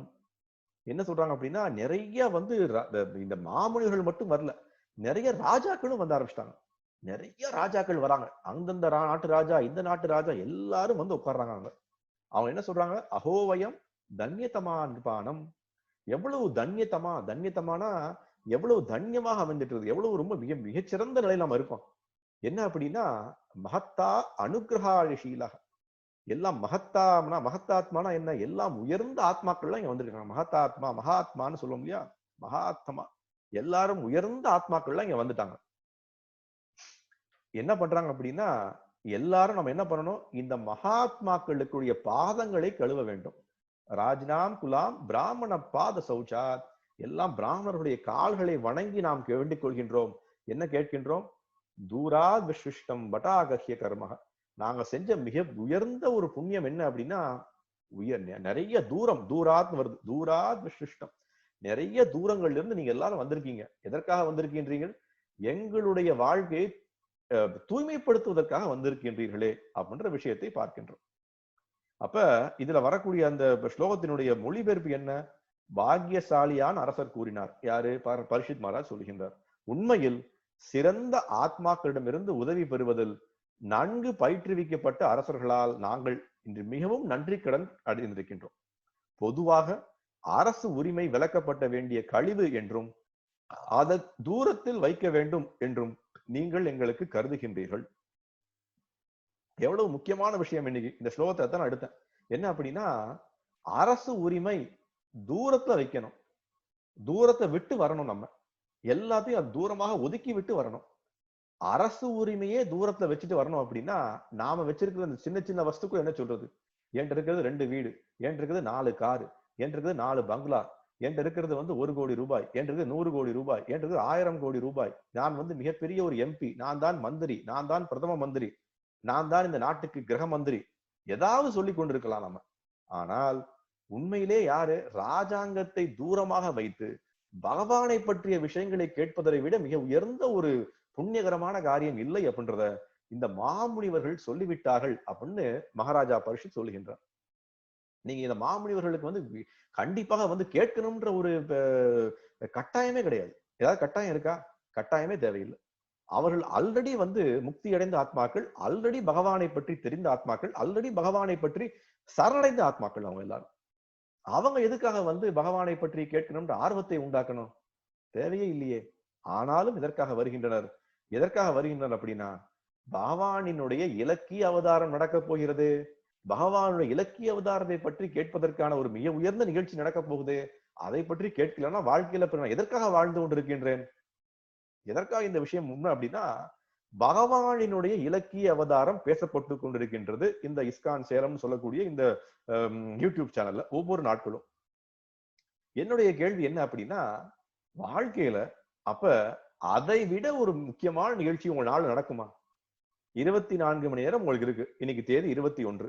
21ஆம் தேதி இன்னைக்கு நடந்த மிக மிக முக்கியமான நிகழ்ச்சி என்ன உங்க வாழ்க்கையில? சாஸ்திர முறைப்படி உங்க வாழ்க்கையில நடந்த மிக மிக முக்கியமான நிகழ்ச்சி என்ன தெரியுமா? இன்னைக்கு 6 மணில இருந்து 7 மணி வரைக்கும் நீங்க என்ன பண்ணீங்கன்னா பகவானினுடைய விஷயங்களை காதல கேட்டுக்கொண்டிருக்கின்றீர்களே, இதை விட முக்கியமான நிகழ்ச்சி கிடையவே கிடையாது. நீங்க காலையில பல கோடி ரூபாய் சம்பாதிச்சிருக்கலாம், உங்களுக்கு லாட்டரியில வந்து கோடி ரூபாய் விழுந்திருக்கலாம், உங்களுக்கு ப்ரமோஷன் கிடைச்சிருக்கலாம், உங்க பிசினஸ்ல மிகப்பெரிய ஒரு டிரான்சாக்ஷன் நடந்திருக்கலாம், என்ன வேணா நடந்திருக்கலாம் இன்னைக்கு. ஆனால் எல்லாமே துச்சம். பகவான் வந்து சொல்றார், பௌதிக விஷயங்கள் எல்லாமே துச்சம். இன்னைக்கு இந்த தெய்வங்கள் எல்லாம் சொல்றாங்க. அதை நம்ம ரொம்ப தெளிவாக தெரிந்து கொள்ள வேண்டும். நம்ம புரிந்து கொள்ள அப்படின்னா நான் பகவானை பற்றிய விஷயங்களை புரிந்து கொள்வது ரொம்ப கடினமா போயிடும். அடுத்த ஸ்லோகம் 14வது ஸ்லோகம் நம்ம முக்கியமா தெரிஞ்சுக்க வேண்டிய விஷயம் என்ன அப்படின்னா, தஸ்யைவ மே கஸ்ய பிரவாசதேஷோ வியாசக்த சித்தஸ்ய கிரகேஷு அபீக்ஷணம். இதெல்லாம் ரொம்ப முக்கியமான வார்த்தை. வியாசக்த சித்தஸ்ய கிரகேஷு அபீக்ஷணம். இந்த வார்த்தையெல்லாம் எல்லாருக்கும் பொருந்தும். வியாசக்த சித்தஸ்ய கிரகேஷு அபீக்ஷணம். இதெல்லாம் நம்ம வந்து மிகப்பெரிய ஒரு வார்த்தை நம்ம வீட்டுல எழுதி ஒட்டிக்கலாம். நம்மளுடைய வீட்டுக்கு வாசல்ல என்ன ஒட்டணும் அப்படின்னா, வியாசக்த சித்தஸ்ய கிரகேஷு அபீக்ஷணம் நிர்வேத மூலோ த்விஷாப ரூபோ நிர்வேத மூலோ த்விஷாப ரூபோ எத்திர பிரசக்தோ பயமாசுதத்தே. எவ்வளவு அருமையான ஸ்லோகம் இந்த 14வது ஸ்லோகம். எல்லாரும் நீங்க மறுபடியும் நேரம் கிடைத்தால் போய் படிக்கணும், ஞாபகம் வச்சுக்கணும்ன்றது என்னுடைய ஒரு பணிமையான ஒரு பணிவான வேண்டுகோள். தஸ்யைவ மேகஸ்ய பராவரேஷோ வியாசக்த சித்தஸ்ய கிரகேஷு அபீக்ஷணம் நிர்வேத மூலோ த்விஷாப ரூபோ எத்திர பிரசக்தோ பயமாசுதத்தே. எவ்வளவு அருமையான ஸ்லோகம் பாருங்க. அது என்ன சொல்றாரு அப்படின்னா, ஜட மற்றும் ஆன்மீக உலகங்களை ஆள்பவரான பரமபுருஷர் பகவான் ஒரு பிராமணனுடைய சாபத்தில் வடிவில் அன்புடன் என்னை ஆட்கொண்டார் இல்லையா?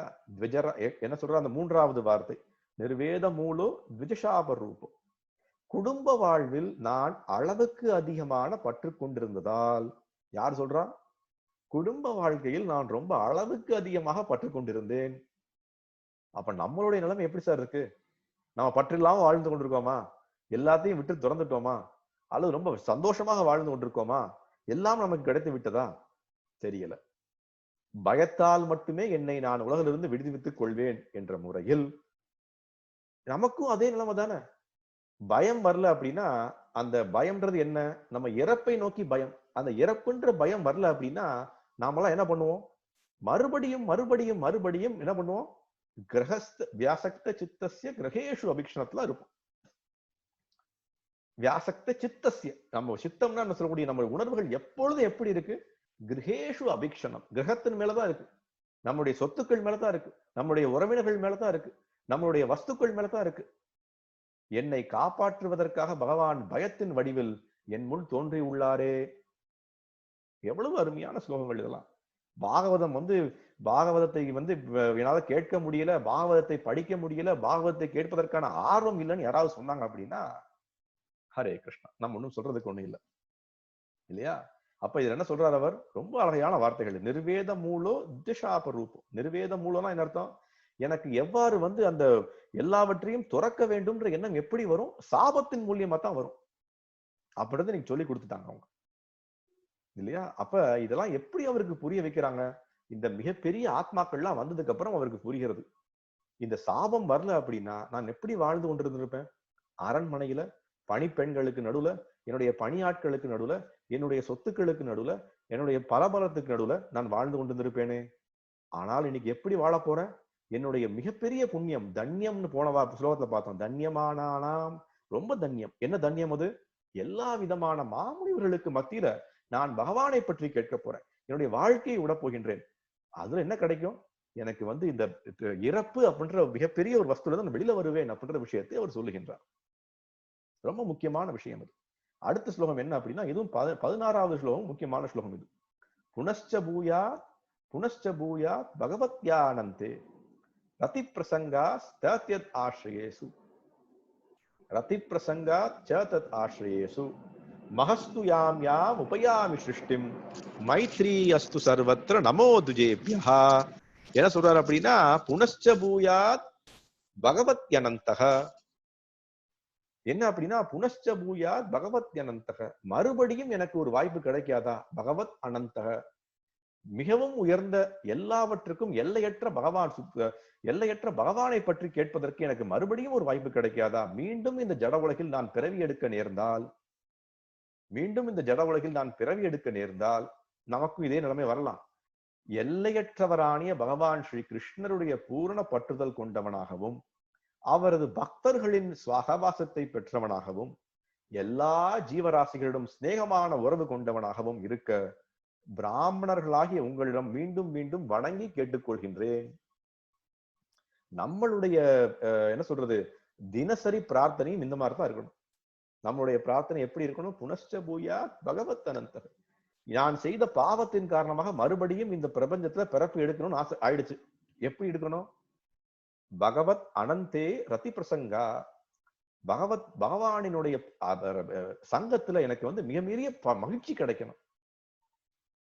அது என்ன கிடைச்ச? ஆශ්‍රயேசு, அவர்களுடைய மிக உயர்ந்த பக்தர்களிடம் சரணடைந்து அவருடைய சத்சங்கம் எனக்கு கிடைக்கட்டுமே இல்லையா?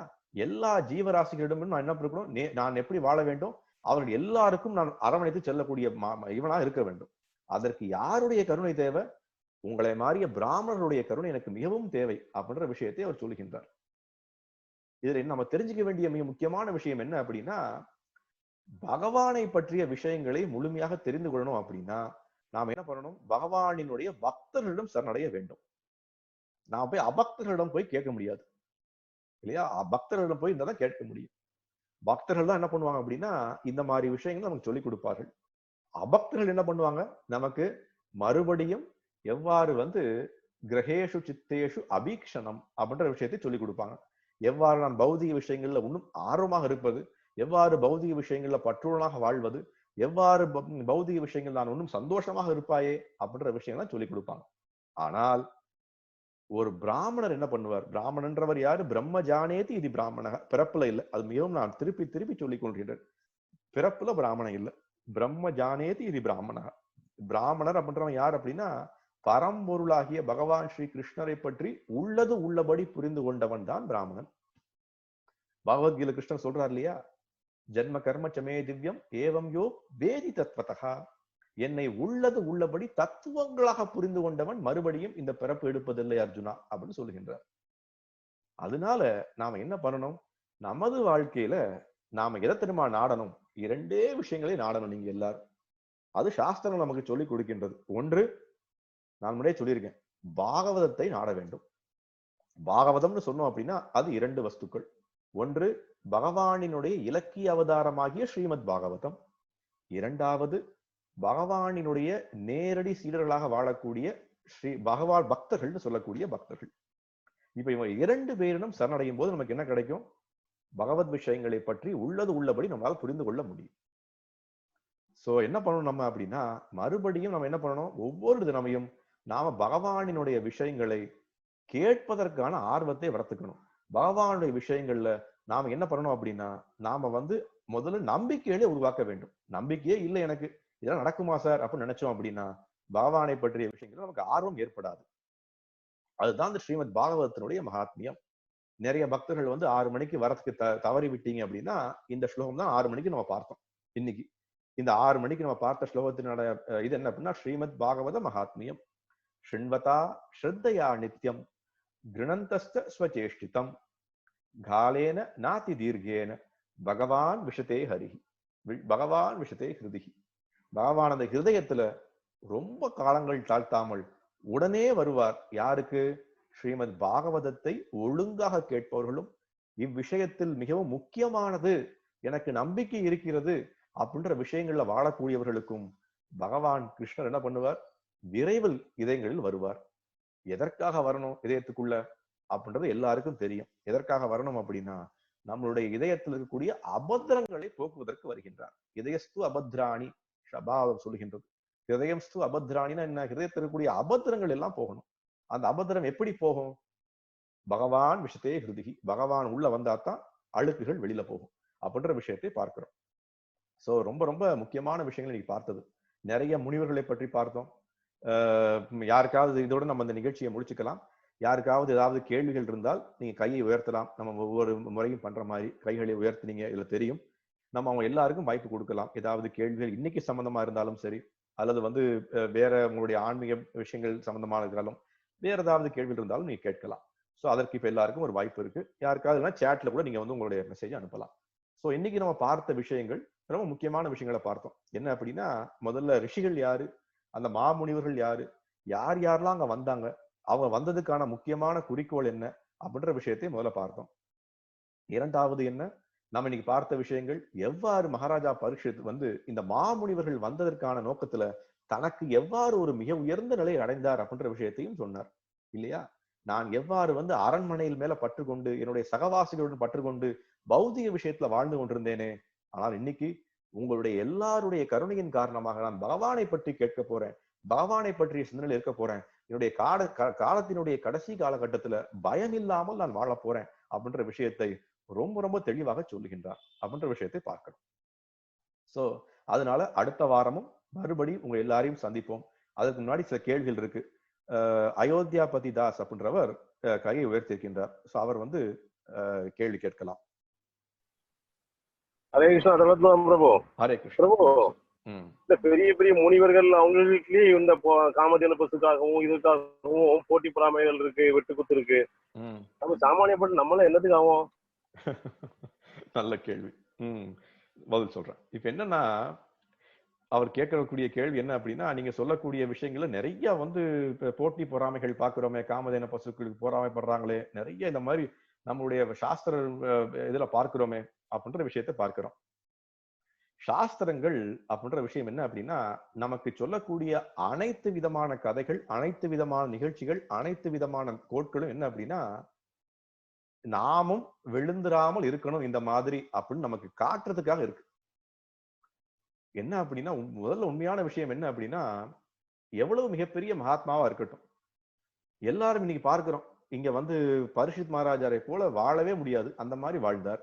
அவர் யாராவது யோசிப்பாங்களா, ஒரு செத்த பாம்பை போய் ஒரு முனிவருடைய கழுத்துல போடணும்னு? நீங்க பண்ணுவீங்களா?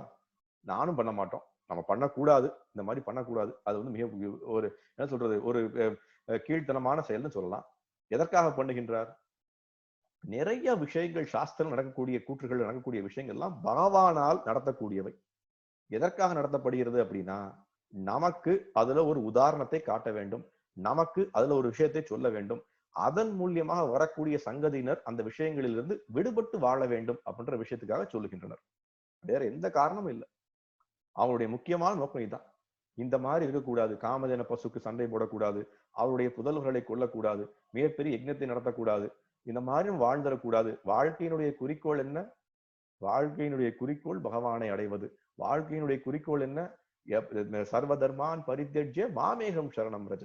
எல்லா விதமான தர்மத்தையும் விட்டுணும். பசுக்களுக்காக சண்டை போடுவது, பயன்களுக்காக சண்டை போடுவது, அரண்மனைக்காக சண்டை போடுவது அப்படின்ற விஷயத்தை நம்முடைய மாமுனிவர்கள் முன்னாடி பண்ணி கொண்டிருந்தனர். அதை எல்லாம் விட்டுட்டு பகவானிடம் சரணடையும் போது தூய்மை அடைக்கின்றனர். இப்ப எல்லாரும் நம்மளும் அப்படித்தான் இருந்தோம். இன்னைக்கு நீங்க இருக்கீங்க, நான் இருக்கேன். நம்ம எல்லாம் வந்து நம்மளுடைய பக்தனாக இன்னைக்கு பேசிக் கொண்டிருக்கோம். இன்னைக்கு இது இருக்கிறதுக்கு முன்னாடி எப்படி வாழ்ந்தோம்? நம்மளுடைய வாழ்க்கையும் அப்படித்தான் இருந்தது. மிகவும் பாவகரமா இருந்தது. எல்லா விதமான தவறான விஷயங்களும் செய்து கொண்டிருந்தோம். உண்மைதான் அது. அப்ப எப்படி பகவானிடம் சரணடையும் போது நாமும் கொஞ்சம் கொஞ்சம் கொஞ்சமாக தூய்மை அடைகின்றோமோ, அதே மாதிரி தான் நாம் என்ன பண்றாங்க அப்படின்னா, இந்த மாதிரி விஷயங்களை பண்ணக்கூடாது அப்படின்ற விஷயத்தை நமக்கு எடுத்துக்காட்டாக காட்டுகின்றது சாஸ்திரம் அப்படின்றத புரிஞ்சுக்கிறோம் நம்ம. சோ இது வந்து இங்க அடுத்து இன்னொருத்தர் கேள்வி கேட்டிருக்காங்க. என்ன அப்படின்னா, சந்தியா அப்படின்றவங்க, Parashurama is the avatar of lord Krishna, but why he has to fight with lord Rama அப்படின்ற விஷயத்தை கேட்டிருக்காங்க. உண்மை அதுதான். நான் முன்னாடி இந்த பதிலையும் சொல்லிட்டேன். சாஸ்திரத்துல வரக்கூடிய நிறைய விஷயங்கள் வந்து நாம வந்து ஆராய்ச்சி செய்ய முடியாது. எதுக்காக சொல்றேன் அப்படின்னா, ஒரு காரணத்திற்காக சில விஷயங்கள் நடக்கின்றது. பகவானுக்கு, விஷ்ணுவிற்கு, கிருஷ்ணருக்கு விஷ்ணு சஹஸ்ரநாமத்தை ஒரு பேர் வருது. என்ன அப்படின்னா, நைக்க கர்ம கிருத் அப்படின்னு ஒரு வார்த்தை வருது. நைக்க கர்ம கிருத். பகவான் வந்து ஒரு செயலை செய்யறார் அப்படின்னா அதை ஒரு காரணத்துக்காக செய்யவில்லை. அதை வந்து பல விஷயங்களுடன் என்ன பண்ணுவார்னா அதை கோர்த்து விடுவார். இந்த விஷயத்தை செய்யறாரு அப்படின்னா அவனுக்கு ஒரு மாதிரி இருக்கும், இவருக்கு ஒரு மாதிரி இருக்கும், இவருக்கு ஒரு மாதிரி இருக்கும் அப்படின்னு இருக்கும். இந்த சண்டைகள் எதற்காக நடந்தது அப்படின்ற விஷயம் ஒரு மிகப்பெரிய விஷயம். அதை நம்ம முழு நாள் பேசுவோம். ஆனால் எதற்காக பண்ணப்படுகிறது?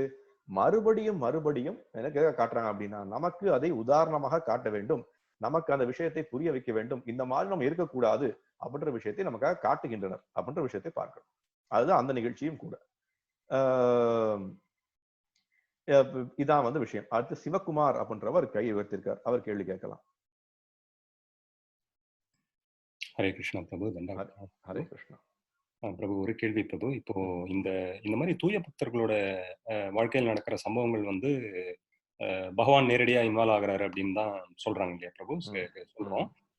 பட் பகவத்கீதையில பகவான் வந்து 7வது அத்தியாயத்துல பிரபு கடந்த காலம், நிகழ்காலம், எதிர்காலம், இனிமேல் வரக்கூடியவை இவை எல்லாம் எனக்கு தெரியும் அப்படின்னு சொல்றாரு இல்ல பிரபு. அப்ப அதை பார்க்கும்போது நம்மளை போன்ற சாமானிய மக்களோட நம்ம வந்து என்ன சொல்றோம் பிரபு, நமக்கு வந்து ஒரு சிறிதளவு சுதந்திரம் கொடுத்திருக்காருன்னு தான் சொல்றோம் இல்லையா பிரபு. வாழ்க்கையில நம்ம எடுக்கிற ஒரு இதுவும் வந்து அவுட் ஆஃப் தட் இண்டிபெண்டன்ஸ் நம்ம இது பண்றோம் அப்படின்னு சுதந்திரம்னு. இப்போ பகவான் வந்து எதிர்காலத்தையும் நான் அறிவேன் அப்படின்னு சொல்றப்போ, அப்போ நம்ம சுதந்திரத்தை எப்படி பிரபு அதை புரிஞ்சுக்கிறது? ஹரே கிருஷ்ணா. என்ன அப்படின்னா, அவருடைய கேள்வி எப்படி இருக்கு அப்படின்னா, நாம் வந்து சுதந்திரம் கொடுத்திருக்கோம், நம்ம சுதந்திரம் நமக்கு ஒரு சிறிய சுதந்திரம் கொடுக்கப்பட்டிருக்கு அப்படின்ற விஷயத்த பார்க்கிறோம். அந்த சுதந்திரத்தை தவறாக உபயோகிக்கின்றோம், அதனால கஷ்டப்படுறோம். சரியாக உபயோகிக்கின்றோம் அப்படின்னா கிருஷ்ணரிடம் சரணடைவோம். அப்ப பகவான் வந்து 7வது அத்தியாயத்தை சொல்றாரு பகவத்கீதையில, எனக்கு நிகழ்காலம் தெரியும், எதிர்காலம் தெரியும், போன காலங்களில் நடந்த விஷயங்களும் தெரியும். அப்ப இந்த சுதந்திரத்தை பற்றி எவ்வாறு ரெண்டையும் நம்ம எப்படி ஒன்று சேர்த்து பார்ப்பது அப்படின்ற விஷயத்தை கேட்கின்றார். என்ன அப்படின்னா, அதற்கும் இதற்கும் வந்து பெரிய ஒரு சம்பந்தம் இல்லை. என்னன்னா, பகவான் வந்து சுதந்திரத்தை கொடுத்திருக்கின்றார். அவருக்கு நீங்க கேட்கிற கேள்வி எனக்கு எப்படி புரியுது அப்படின்னா, சுதந்திரத்தை கொடுத்தாச்சு, எவ்வாறு அவன் சுதந்திரத்தை உபயோகிக்க போறான்னு அவருக்கு எப்படி தெரியும்? எதிர்காலத்தை எனக்கு தெரியும்ன்றாரு, எப்படி தெரியும் அப்படின்ற விஷயம் தான் கேட்கறீங்க இல்லையா? நான் சரியாக புரிந்து கொண்டேன்னா, இப்ப விஷயத்தை எப்படி புரிஞ்சுக்கணும் அப்படின்னா, ஒன்று விஷயத்தை நம்ம அழகா புரிஞ்சுக்கணும். பகவான் என்ன சொல்றாரு அப்படின்னா, அதே 15வது அத்தியாயத்துல நான் என்ன பண்றேன், பகவான் ஹிருதயேஷி என்ன பண்றாருன்னா, எல்லாருடைய சர்வஸ்தாகம் ஹிருதி சன்னிவிஷ்டோ, எல்லாருடைய இதயத்திலும் பரமாத்மாவாக வாழ்ந்து கொண்டிருக்கின்றார் இல்லையா? பரமாத்மாவாக வாழ்கின்றார். நிகழ்ச்சிகள் எப்படி நடக்க போகுது அப்படின்ற விஷயத்துல பகவானுக்கு பெரிய ஆர்வம் இல்லை. உதாரணத்துக்கு சொல்றேன், நான் இந்த உட்கார்ந்திருக்கக்கூடிய ஆசனத்தை எடுத்து அந்த சைட்ல வைக்க போறேன், இதுல ஏதாவது ஒரு பெரிய மாற்றம் ஏற்பட போதா? இல்ல. அதே மாதிரி என்ன நடக்க போகுது அப்படின்னா, இந்த ஆத்மா பகவானிடம் சரணடைந்து விட்டான் அப்படின்ற ஒரு மிகச்சிறிய அந்த ஒரு இண்டிபெண்டன்ஸ் சொல்லக்கூடிய அந்த சுதந்திரத்தை உபயோகிக்கின்றான். இவன் இப்படி உபயோகிச்சான் அப்படின்னா அவன் எந்த மாதிரி வாழ்வான்றது அவருக்கு நல்லா தெரியும். அவன் அந்த சுதந்திரத்தை சரியா உபயோகிக்கல, அவன் வந்து என்ன பண்ணிட்டான், இந்த பௌதிக வஸ்துக்கள் மேல பற்றுடன் வாழ்ந்து கொண்டிருக்கான் அப்படின்னா அவனுடைய வாழ்க்கை எப்படி இருக்கும்னு அவருக்கு தெரியும். இதுதான் அதனுடைய புரிதல். நம்மளுடைய சுதந்திரம் எப்படி இருக்கு அப்படின்னா, நமக்கு சுதந்திரம் அதுல மட்டும்தான் இருக்கு. அது நல்லா புரிஞ்சுக்கணும். என்னுடைய சுதந்திரம் எப்படி இருக்கு அப்படின்னா, உதாரணத்துக்கு சொல்றேன், நாம இப்ப உட்கார்ந்து பேசிட்டு இருக்கிற இந்த ஒரு ஆசனம் இருக்கு, ஒரு கம்ப்யூட்டர் இருக்கு. இந்த கம்ப்யூட்டரை வந்து உயர்த்தி நான் இன்னொரு இடத்துல வைக்கணும்.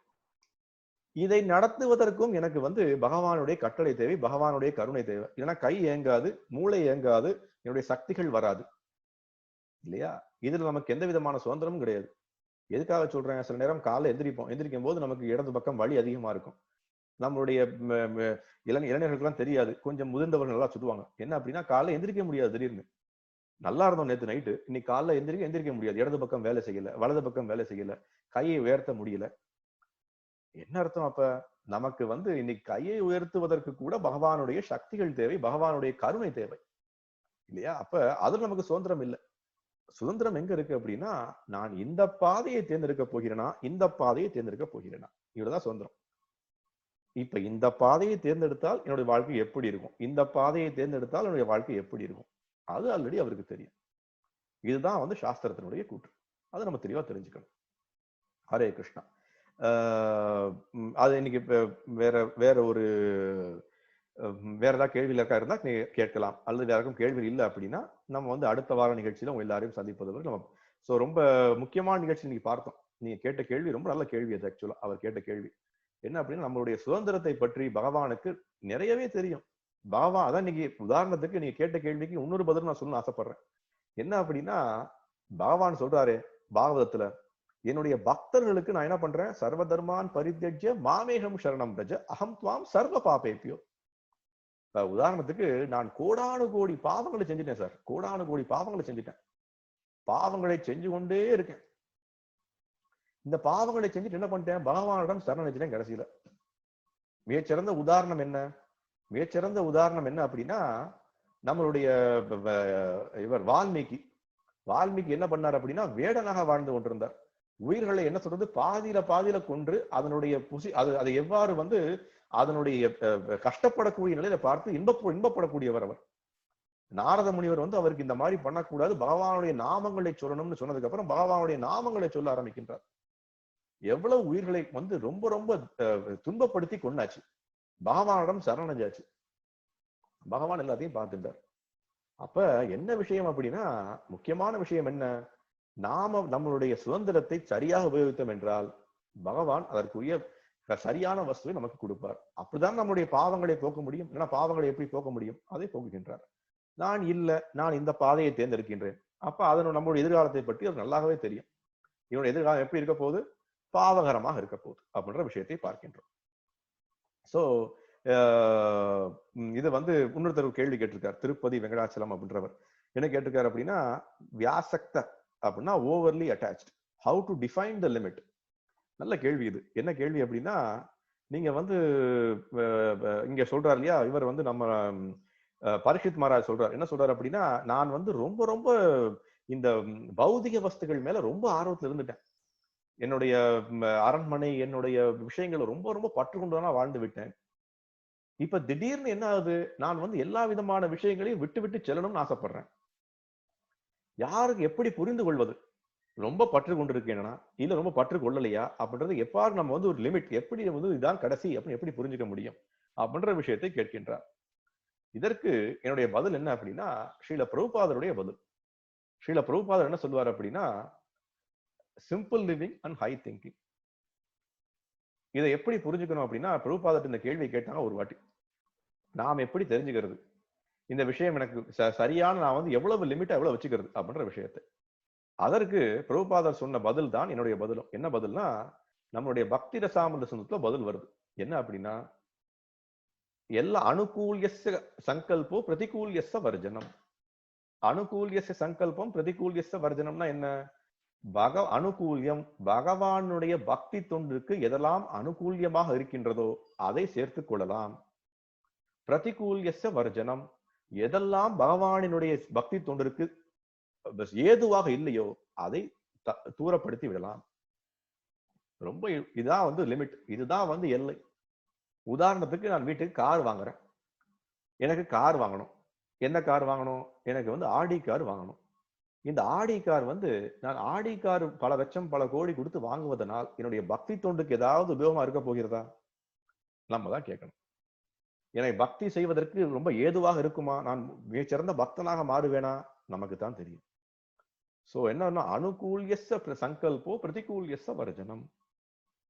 அதுதான் ரொம்ப முக்கியமான விஷயம். நாம என்ன பண்ணணும், எதெல்லாம் நமக்கு பக்தி தொண்டுக்கு தேவையாக இருக்கிறது. இந்த லேப்டாப் இருக்கு, இந்த லேப்டாப்பை வந்து நான் என்ன சொல்றேன், சினிமா பார்க்கறதுக்கும் உபயோகிக்கலாம், அல்லது வந்து என்ன சொல்றது வேற ஏதாவது ஒரு நிகழ்ச்சிக்கும் உபயோகிக்கலாம், பாகவதம் பேசுவதற்கும் உபயோகிக்கலாம். இந்த லேப்டாப் வைத்துக் கொள்வது வந்து அப்ப உண்மையான விஷயமா இல்ல பௌதிக வஸ்துவா? எல்லா உலகத்திற்கு கூடிய அனைத்து பௌதிக வஸ்துக்களும் பகவானினுடைய வஸ்து. இந்த வாட்ச் இருக்கு, இந்த வாட்சை நான் எவ்வாறு உபயோகிக்கணும், பகவானினுடைய சேவைக்கான சரியான நேரத்தை பார்த்து அது சரியான நேரமா, இந்த நேரத்தில் என்ன பண்ணணும் அப்படின்ற ஒரு சிந்தனையில வாழ்ந்தோம் அப்படின்னா அந்த வாட்சை நான் சரியா உபயோகிச்சிருக்கேன். இந்த வாட்சை நான் வந்து அனைவருக்கும் காட்டணும், என்கிட்ட இவ்வளவு நல்ல வாட்ச் இருக்கு பாருங்க அப்படின்னு நான் காட்டணும்னு ஆசைப்பட்டேன் அப்படின்னா அது எப்படி வந்து அது வந்து உயர்ந்த நிலை கிடையாது. லேப்டாப்பும் அதே மாதிரி தான். என்ன லேப்டாப் நமக்கு தேவை, எந்த கார்டு தேவை, அனுகூல்யஸ்ய சங்கல்போ பிரதிகூல்யஸ்ய வர்ஜனம். ரொம்ப முக்கியமான விஷயம். நம்மளுடைய பக்திக்கு நம்ம அதுதான் வந்து சில பிரபுபாதர் சொல்லுவார், நீங்க ஒரு செயலை செய்யும் போது எப்படி யோசிக்கணும் அப்படின்னா, இந்த செயலை செய்தால் கிருஷ்ணர் திருப்தி அடைவாரா, என்னுடைய ஆன்மீக குரு திருப்தி அடைவாரா, இதை செய்வதனால் நான் வந்து ஆன்மீகத்தில் முன்னேறுவேனா, இதை செய்வதனால் நான் வாழ்க்கையினுடைய மிக உயர்ந்த ஒரு குறிக்கோளை அடைவேனா. இது 4 கேள்வியை நீங்க கேட்க ஆரம்பிச்சீங்க அப்படின்னா நம்மளுடைய வாழ்க்கையில நாம் செய்யக்கூடிய அனைத்து செயல்களும் அனுகூல்யஸ்ய சங்கல்பமாக மாறும். அதுதான் அதுக்கு முந்தின ஸ்லோகத்தினுடைய கூற்றம். என்ன அப்படின்னா, நம்ம வந்து அனுகூல்யேன கிருஷ்ணானு ஷீலனம் பக்தி உத்தமக, யாரு ஒருத்தன் வந்து மிக உயர்ந்த பக்தன் அப்படின்னு சாஸ்திரம் சொல்லுகிறது, அனுகூல்யஸ்ய. யார் ஒருத்தன் என்ன பண்றான் அப்படின்னா பகவானை பற்றி அனுகூல்யமாக செயல்படுகின்றான், எல்லா வஸ்துக்களையும் அனுகூல்யமாக உபயோகிக்கின்றான், தன்னுடைய அரண்மனையை பகவானுக்காக உபயோகிக்கின்றான், கார பகவானுக்காக உபயோகிக்கின்றான். தன்னுடைய இதர் சொல்றார் இல்லையா, நம்மளுடைய பக்தி வினோத் தாக்கூர் சொல்றார் என்ன அப்படின்னா, நான் எல்லாவற்றையும் உனக்காக உபயோகிக்க தயாரா இருக்கேன். மானச தேகோ கேகோ ஜோகி கிச்சு மோரே. நந்த கிஷோர், நந்த கிஷோர், நந்த கிஷோர்னா யாரு?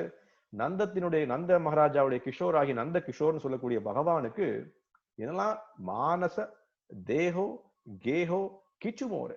என்கிட்ட இருக்கக்கூடிய மானச தேகம், என்னுடைய மனசு, இந்த உடல், என்னுடைய வீடு, என்னுடைய வாசல், என்னுடைய நண்பர்கள், என்னுடைய குடும்பஸ்தர்கள், என்னுடைய மனைவி, என்னுடைய குழந்தைகள் எல்லாரையும் உங்களுக்கான உபயோகிக்க தயாரா இருக்கேன் கிருஷ்ணா அப்படின்னு சொல்றாரு.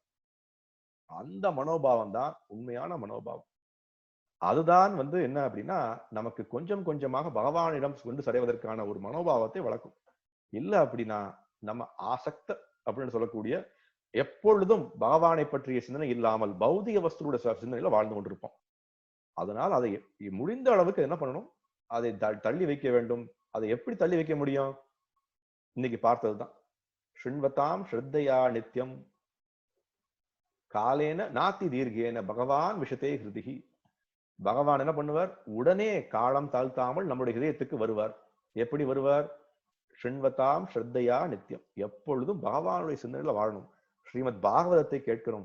பகவானுடைய நாமங்களான ஹரே கிருஷ்ணா கிருஷ்ண கிருஷ்ணா ஹரே ஹரே, ஹரே ராம ராம ராம ஹரே ஹரே அப்படின்னு பகவானுடைய நாமங்களை இடைவிடாமல் பகவானுடைய சிந்தனையில வாழ்ந்தோம் அப்படின்னா அதை விட நமக்கு வாழ்க்கையில் என்ன பண்றோம்? இஹாயஸ்ய ஹரேர் தாஸ்ய கர்மனா மனசாகிறா. நம்ம இந்த உலகத்துல வாழ்ந்தாலும் சரி, இந்த மாதிரி வாழ்ந்தோம் அப்படின்னா நாம முக்தி அடைந்ததாக கருதப்படுகின்றோம் அப்படின்னு சாஸ்திரம் சொல்லுகின்றது. ரொம்ப முக்கியமான விஷயம் இது. ஹரே கிருஷ்ணா. வேற ஏதாவது கேள்விகள் இருக்கா? வேற ஏதாவது கேள்விகள் இருந்தால் நம்ம கேட்கலாம். வேற கேள்விகள் இல்லை அப்படின்னா நம்ம வந்து இன்னைக்கு நிகழ்ச்சியை இதோட முடிச்சுக்கலாம். அடுத்த வாரம் மறுபடியும் உங்களை சனிக்கிழமை நம்ம இன்னைக்கு 16வது ஸ்லோகம் வரைக்கும் பார்த்திருக்கோம். முதல் காண்டம் 19வது அத்தியாயம் 16வது ஸ்லோகம் வரைக்கும் பார்த்திருக்கோம். அடுத்த வாரங்கள்ல இந்த சுகதேவ கோஸ்வாமியை பற்றி வரும். சுகதேவ கோஸ்வாமி வருவார். அவருடைய உயர்ந்த நிலை என்ன, அவர் எவ்வாறு வாழ்ந்தார், அவருடைய முக்கியத்துவம் என்ன, இந்த ஸ்ரீமத் பாகவதம் நடக்கக்கூடிய நான் சொன்னேன் இல்லையா, வரலாற்றிலே மிகவும் நடந்த முக்கியமான நிகழ்ச்சி எவ்வாறு நடந்தது, நீங்க அதான் நீங்க கேட்க போறீங்க. ரொம்ப முக்கியம். வரலாற்றில் நடந்த மிக முக்கியமான நிகழ்ச்சியை பற்றி கேட்பதற்கு நமக்கு ஆர்வம் இருக்கணும் இல்லையா? தினமும் ஏதோ நிகழ்ச்சி நடக்குது. நியூஸ் பேப்பர் எடுத்தோம்னா இது நடந்தது அது நடந்தது அப்படின்னு மக்கள் சொல்லிக் கொண்டிருக்காங்க. ஆனால் வரலாற்றில் நடந்த மிக முக்கியமான நிகழ்ச்சியை பற்றி தெரிஞ்சுக்கணும் நீங்க எல்லாரும். அதை நாம வருகின்ற வாரங்கள்ல பார்ப்போம். ஹரே கிருஷ்ணா. ஸ்ரீல பிரபுபாத் கி ஜெய். ஹரே கிருஷ்ணா. ஸ்ரீமத் பாகவதம் கி ஜெய்.